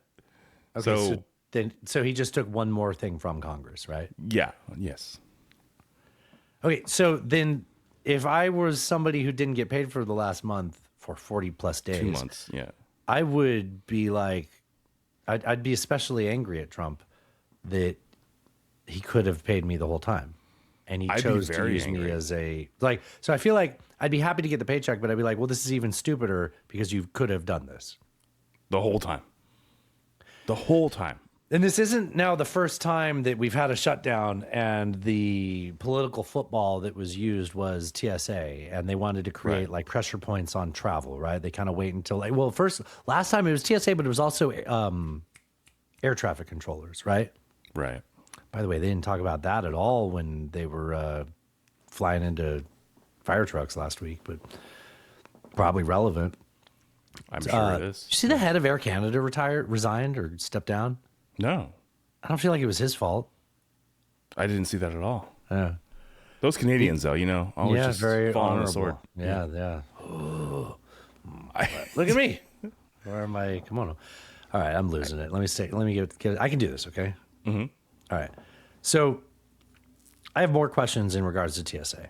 If this is always going to be like the political football anytime we have a funding crisis within Washington, which is not going to stop anytime soon. No. Why would anybody? So we're starting to see people quit and call out and eventually quit. There's been a large amount of people that quit. Why would anybody want that job? Yeah, why would there be new hires? I get people that are there that won't leave, but why would new people get a job there? Yeah, I can't imagine. Which I'm fine with. I think abolish the TSA, have it privatized. But I don't think that the Trump which is wild because they're the Republicans that are like, we got to privatize all these things, but they don't dare do it with security theater, right? Right. I can't imagine, I also can't imagine Democrats also actually wanting that. They're just fine with it being like the pressure point, which is wild to me, right? So this is like, the Senate. So in case anybody just hasn't been paying attention, at the end of last week, the Senate was going to go on vacation, but Senate and the House were going on vacation for Easters, and the Senate stayed late and like Thursday night passed like 100-1, like 100% of the Senate voted to pass a funding bill that paid TSA. They sent it to the House, and House MAGA had a revolt, and they decided not to vote on it, not to pass it, because it had to go back through the House because of revisions. They didn't hold a vote on it, and they all went to vacation. So Democrats started this shutdown by saying, we're not going to play ball with you until you make ICE agents wear masks and stop killing people. Stop wearing masks. Yeah. What did I say? You said wear masks. Okay, so we're tired of ICE agents not being held responsible. Right. We want a little bit of common sense in the way that ICE agents act as a law enforcement agency. Right. And we're willing to have the government shut down so that you can see that we're serious. That's what Democrats' stance was. And the consequence of that was TSA agents were calling out sick, and it was causing long lines at airports. And then Republicans took away the pain point and didn't fix the ICE agent part. I feel like they did the Democrats' job for them. Like, Democrats didn't have to cave on this. I mean, so I guess there's no pain point, but like, I guess like, as someone who's going to travel soon, I don't have to worry about airports not working. And you didn't fund TSA. I'm skewed by this because of my former libertarian. I'm like, oh, good. Like, this is the best version. Like, TSA is dumb anyways. Sure, you've paid them. You didn't make ICE, like, you didn't fund ICE in the meantime. I mean, they got a huge funding spree, but right? Like, so here's what happened, right? Is so the Democrats refused to fund the DHS. Not ICE. Right? And DHS is the parent company. ICE already got separate funding. That's what it is. The DHS is the parent company of all these other like ICE and TSA, et cetera, right? Remember, it was created after 9/11 to create unity between. However, because of OBA, ICE already had a shit ton of money in a different bucket that was is already OBA one big beautiful bill act? I hate you. So they already had all that money in a different bucket. People say OBA in your circles? I don't know. I say OBA. I don't have circles. That's a good point. So because of that, them refusing to fund DHS did nothing to defund ICE, right? And so then they're like, well, this is the whole thing. This is the ground we're standing on. We want to reform ICE, and we're not going to fund DHS until you do. So then the Republicans were like, well, how about we just fund DHS and we'll worry about the rest of it later. And the Democrats were like, no, because that's still like, that's not, you still that takes away their leverage. Right. So that's how we're here essentially. Right.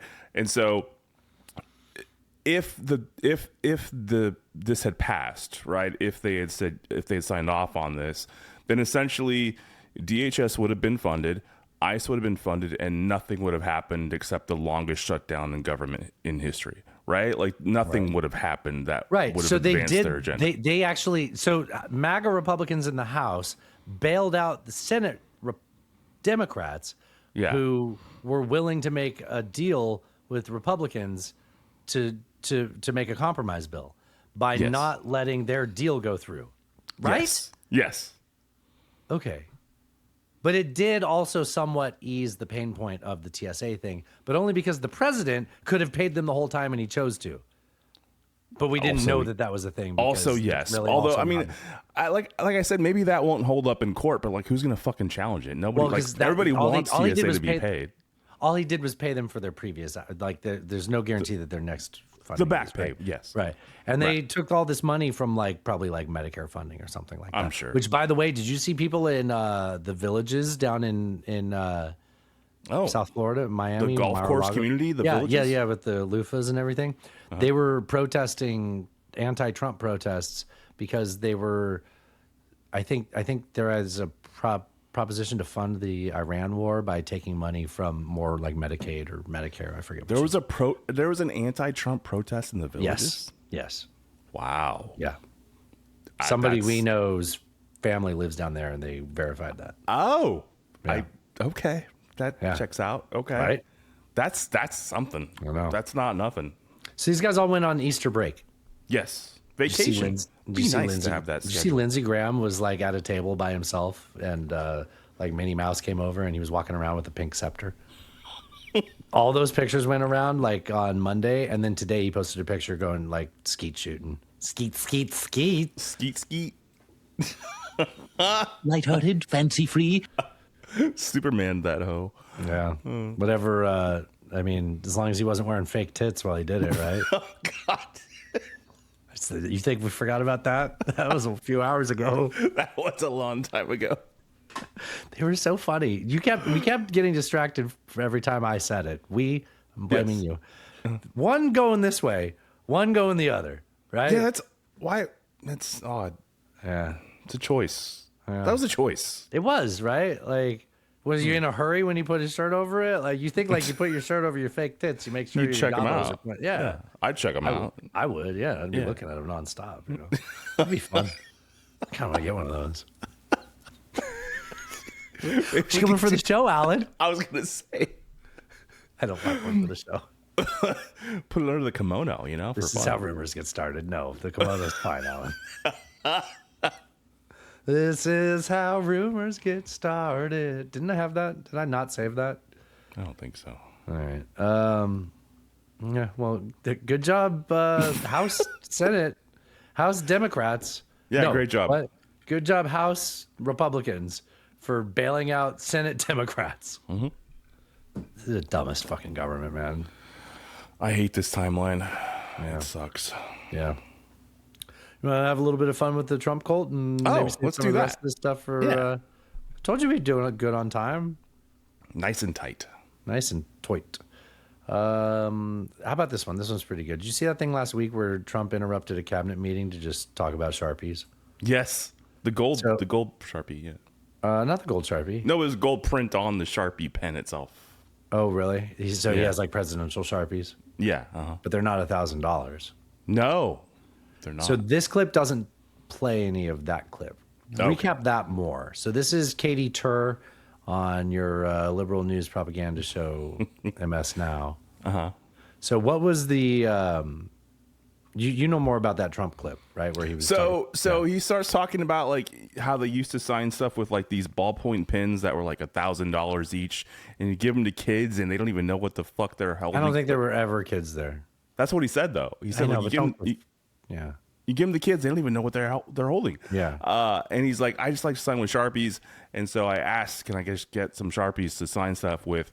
And then he wanted the. This is the dumbest thing, though, because like the day one of this administration, he signed like 100 executive orders. Remember that? Yes. And they were all with Sharpies. I remember it because it was a fucking Sharpie, and it was the president. Yeah. Okay. All the Heritage Foundation Project 2025 EOS, which is a myth or something. It was TDS. Yeah. So yeah, he was like, no, I asked the company, can I get like the Sharpies, and I want the gold on the side of it. It's emblazoned in that, and it won't be $1,000, and that's kind of where we are. Okay. Yeah. All right. It was a non sequitur, by the way. It was just completely. No, that was the thing is like, and it was another one of those things where he was probably being asked about like, hey, are gas prices going to come down? Can Americans be able to afford to be alive? Like some of us are getting ready for summer vacations. Like, you know, what do you have to say to people that are upset with you have a horrible approval rating? What do you say about that? Well, I like these Sharpies. Yep. I'm saving them a lot. Actually, I'm saving them a lot of money because I used to waste $1,000 a pen, but now we do Sharpies. That's what he said. He was like, I'm saving money. Yeah. All those bombs drop in the bucket compared to what we're saving on Sharpies. All right. The thing is, the company that makes Sharpies told the Washington Post the conversation the president said he had with the head of Sharpie about those pens never happened. I'm imagining the head of Sharpie just being a felt man. Like a felt tip. What does the head of Sharpie look like? It's funny, right? Like it's like, oh, I put the cap on the backside of it. Now it's gone. Which means, if true, he made it up and interrupted a cabinet meeting to tell a story he fabricated or hallucinated about his favorite pen. It's hard to believe him hallucinating. I mean, the man's had 3 cognitive tests. Again, this is not the first time he's been caught making stuff up. But surely she doesn't have a list of times he made things up. I bet she does. Talking about Maryland Governor Wes Moore last summer. I like Wes Moore. I don't like his name because it makes me think of General Westmoreland. It makes me think of the failures of Vietnam. But I do like Wes Moore. I like Wes Moore. Yeah, there was an interview with him on NPR over the weekend. Did you get a chance to hear that? No. If you subscribe to the NPR Consider This or Up First feed, okay. yeah, it was there. I listened to it Monday morning because I don't listen to podcasts over the weekend. But it was really good.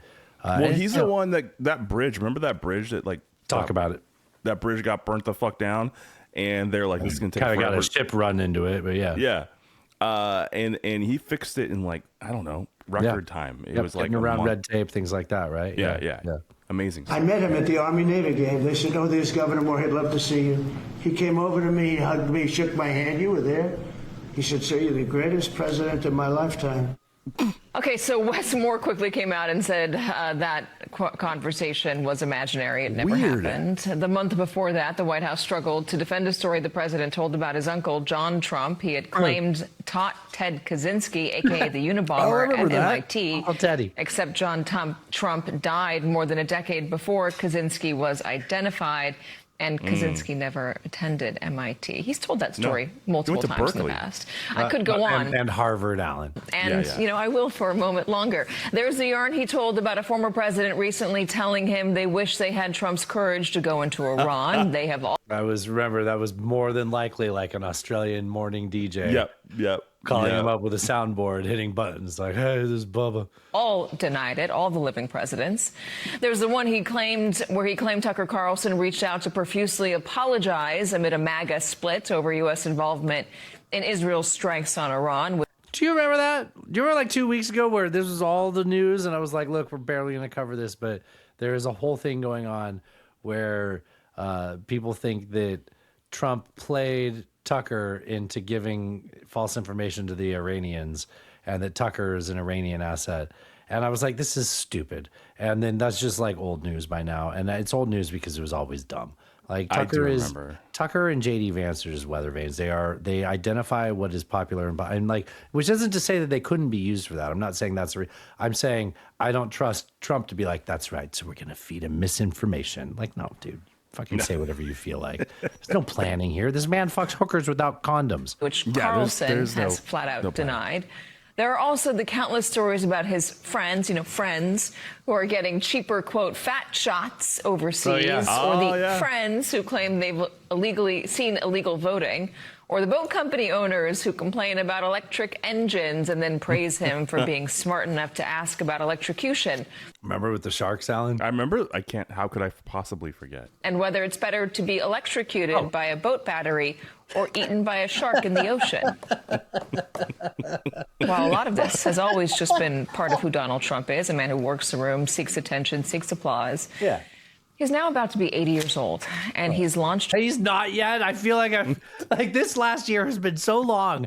Like I knew he wasn't 80 when he got in. But Dustin, he can flip over a placemat and draw the map of the Middle East and point out all the countries and their troops on the borders and all write that down. I can make you a map of Hawaii. Hold on. Yeah. Hawaii. 2 eyes at the end. Yes, I believe so. War Hawaii. That he does not. Do you hear Buzz Burbank saying Hawaii? Yes, I do. Hawaii. Yeah, Hawaii. Buzz back on the show. He's now about to be 80 years old, and he's launched a war that he does not seem to have a plan for. Yeah, well, they go back to the hookers without condoms, right? Hey, you think Seska ever went to one of those parties where you put the keys in the bowl? You want to ask? I'll write it down. Seska, you ever been to one of those swinger parties with Buzz? He might have been Buzz's chauffeur. How do you feel about pineapples? Like, let's just talk. Yeah. Okay. Yeah. I mean, you know what? Gotta get Buzz back on. Just ask him. Just point blank. Be like, come on, man. I know you went to that hedonist party. Yeah. Can just show us your ukulele, so to speak. So to speak. Oh, this is Donald Trump talking about why he ended up picking the Republican Party. You want to hear this? Oh, sure. Now, I might be lying about the context, but it's funnier that way. It's a good thing to have a lot of losers. I always like to hang around with losers, actually, because it makes me feel better. I hate guys that are very, very successful, and you have to listen to their success stories. I like people that like to listen to my success. Yeah. All right. That checks out. That is an amazing 15 seconds, man. That's really good. That's really good. We're doing great on time. You want to do another one? Sure. Oh, here, I'll take stories that never happened for 1,000, Ken. With his boss. Oh, this is Pete Hegseth. Remember I told you Pete Hegseth is just losing his mind doing Bible studies in front of the podium there? I did the same with his boss, a colonel with a heart the size of Texas. This is just he's just reading scripts that he writes. Right? Yeah, that's probably not good for his heart, right? No, that's an enlarged heart. Yeah, yeah. So he's just out here writing chapters for his next book that nobody's gonna read, right? He's LARPing, cosplaying, whatever you want to call it. Like I'm telling you, man, the guy is he writes good books for people that like dumb leadership, right? Right? Do you get what I mean? Yes. So just listen to this. This is like, reading a selection from his upcoming, book. No, with a heart the size of Texas. What I'm saying is this isn't how you do a press conference, right? He's reading Like these are chapters. These are, like, I'm sending this off to my editor. I'll try it with you guys first. And a beautiful deployment mustache to match. Cock sweep. I witnessed.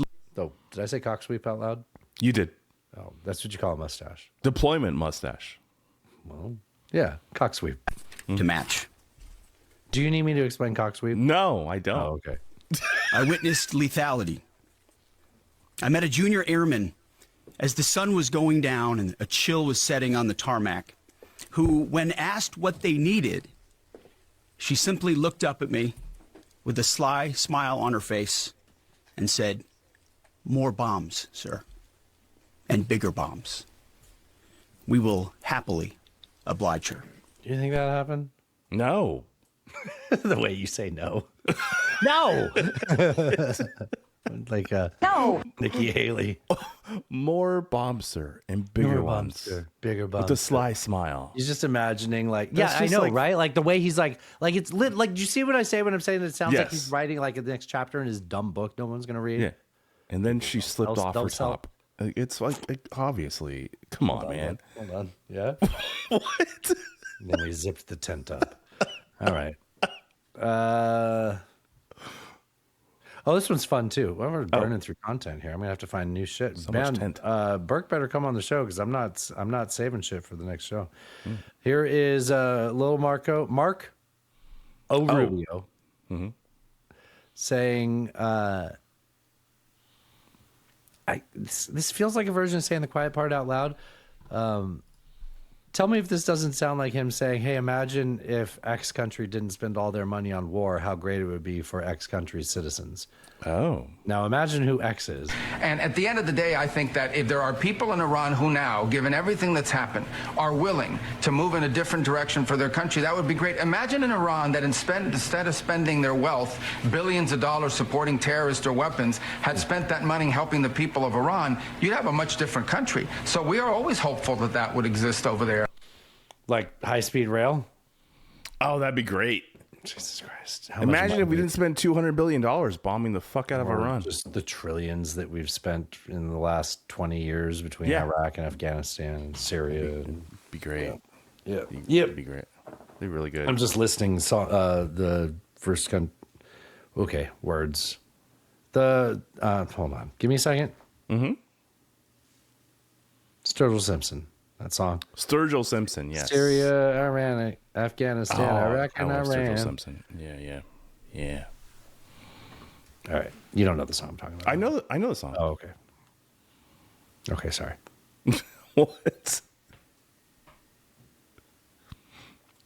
Oh, I have a best of the left clip for you. Sweet. Do you want to hear? So you made me listen to this. I didn't make you listen to this. I just said, I said I'm not putting this on my playlist. I said I looked at the title. So Friday is treat day. Friday I get to listen to all my history and my comedy podcast. kind of same. And kinda, Yeah. And sometimes Ezra does episodes on Friday, maybe regularly. I don't know. Ezra Klein's been on a streak of like bad episodes. Honestly, I think he's like doesn't want to deal with reality. Like that he might had be one- true. Yeah. I'm going to pull up what the next one is while we're not in the middle of the. I think while this clip plays, I'll pull up what the most recent episode. I was like, oh, here, I got it. It's Michael Pollan's journey to the borders of consciousness. It's like, yeah, dude, I don't fucking care about you talking about that right now. Like, we've got shit going on. And frankly, I'm glad he's talking about other things because I didn't have time to listen to him. So he had So the title of the episode is Will Iran Break Trumpism?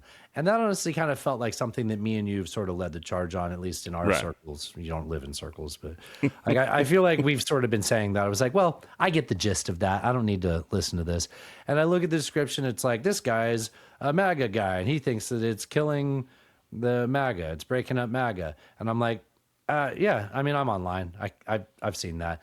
And then halfway through the day, Alan's like, you know, for someone who, what did you say? I said for someone who's supposed to be like an opinion guy, he seems really afraid to have an opinion. And like by opinion guy, you mean he's employed by the New York Times to write opinion columns? Yes. Now, you weren't talking about Ezra because that's Ezra's job. I was talking about the other guy. So the New York Times has a handful of token conservatives on their staff. Right. One of them is the guy that does the Interesting Times or Strange Times podcast. Strange Times, yeah. Super fucking annoying. He is. And the other one is this guy, and I don't remember his name. Is it okay if we don't remember his name? That's fine. I don't remember his name either. But those two guys are friends, Mhm. and like they go to like dinner parties in New York together, right? Yeah, with like Curtis Yarvin and people Yes. like that. Yes. Yes. And so this is what it sounds like when one of those guys goes on the Ezra Klein show to talk about how Trumpism's falling apart. And the day before the interview, their friends are like, hey, you better not be a fucking pussy in front of Ezra. Because basically his whole thesis was Trumpism's falling apart. And Ezra's like, hey, you wrote an op-ed about Trumpism falling apart. And then he's like, yeah, but when I go on, don't worry, guys, when I go on the podcast, I'll say that it's not true. And Right. Ezra is like, you know what? I'm only going to play this clip. Do you want to talk about it after or before? Yeah, after. Let's do after. Trusted. Well, I don't know. I don't think any of those people has really that Trump himself can be turned by the institutions, talked into something by Benjamin Netanyahu and Lindsey Graham. And as such, now even Trump himself cannot be fully trusted. Well, I don't know. I don't think any of those people has really turned on Trump, but It was literally his thesis. Like he's just rephrasing. It was the whole his point. thesis.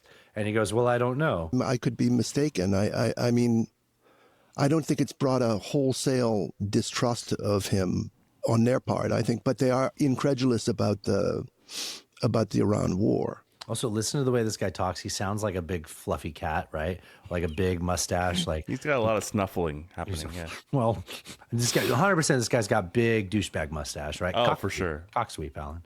Cock sweep. I think I have other things to call the show. We can't call the show cock sweep, right? Although you can picture like a rooster like pushing a broom. Oh, I can. Yeah, we can get away with it. That'd be fun. It's fun to get away with things. Wholesale distrust of him on their part, I think, but they are incredulous about the Iran war. But why then do you think they're incredulous about it?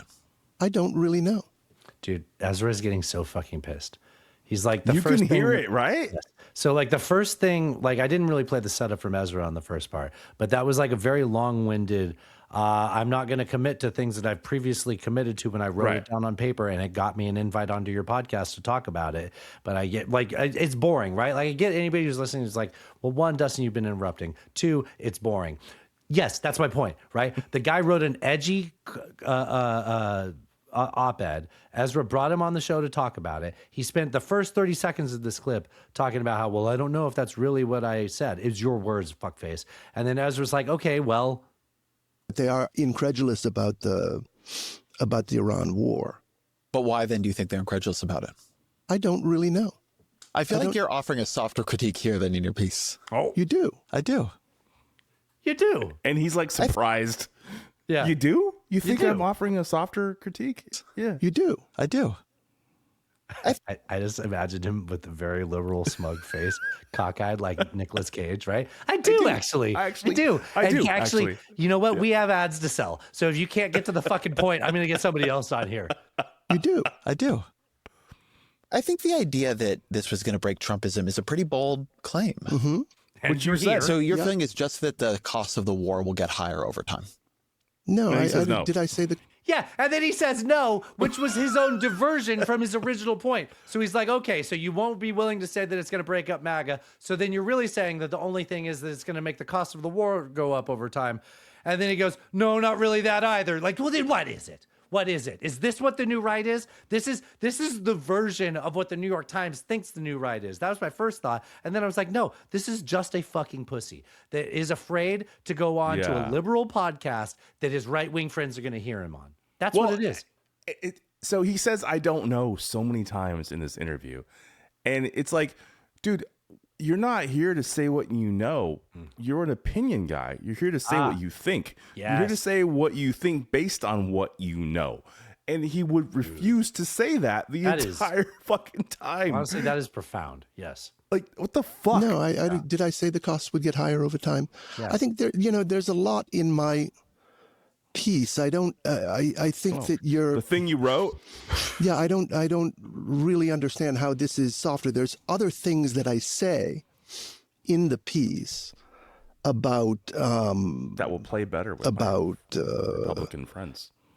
It doesn't get better than that. Honestly, that was not a selective. It doesn't get better. Yeah. And honestly, Ezra kind of has to rescue the interview at that point because he knows like this guy is just like not gonna play ball, and you can tell It did get a little bit better after that. It got a little bit better, but so bad. I mean, it was still bad for the rest of it. But like the first 20 minutes were so bad. That was 20 minutes in. I was like, Alan told me to listen to this. I don't think we can call the show Cock Sweep. Would you? So I'm debating between Lebanese, Vietnamese, dirty knees. Look at these. That's too long. Do you think 10 days to flatten Iran? Oh, it's Tehran. No, Tehran. You like Cock Sweep, huh? I didn't say that. What am I? A fucking. I think the 10 days is. 10 days is probably good. You think Cock Sweep's a little weird, huh? I People like aren't it. going to see a rooster in their head, right? They're going to have to. Yeah. And they might not see the show art, right? And then they won't know what we mean. Right. I don't think that's a phrase. Is that a phrase? Does everybody know about that? I don't think it's a commonly used phrase. No. It's not a part of the vernacular. Not regular. No, I don't think so. You know what? Let's save this. This is definitely going to be next show.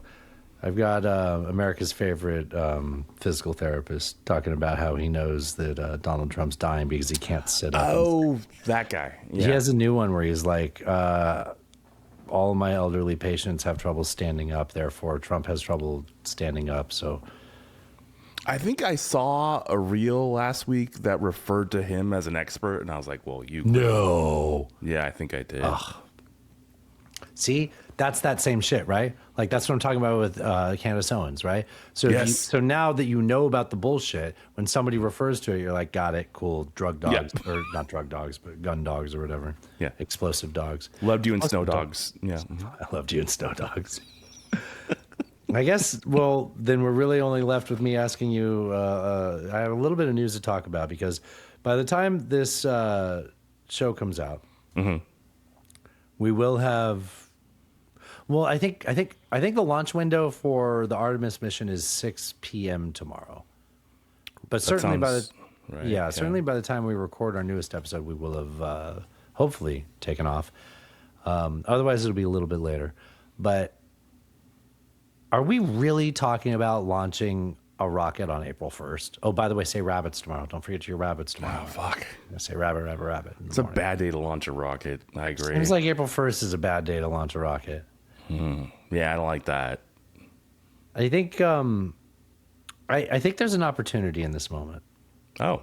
I think there's a lot of divisiveness, obviously, for years in American politics. And, you know, as a country, we're really struggling. But I think that there isn't a lot that's done more to unite America other than good old-fashioned American racism. Okay. Can I explain? Sure, please explain. Have you seen who the pilot is for this rocket? No. We got a black pilot, Alan. Oh, nice. Right? See, here's what I'm saying. So we've got reasonable Americans like me and you that are excited to see and celebrate us all succeeding together, right? Like this is a historic moment for diversity. Yeah. But there's also Twitter-rotted MAGA brains out there, and they can celebrate too. As I look off camera pensively. Because after all, this is a dangerous mission. Yeah. So is that a token black guy? Or is that testing out the risks on a minority? I'm not saying they're right. I'm just saying we can all celebrate at the same time. They can be wrong, right? But like we can all be happy at one moment.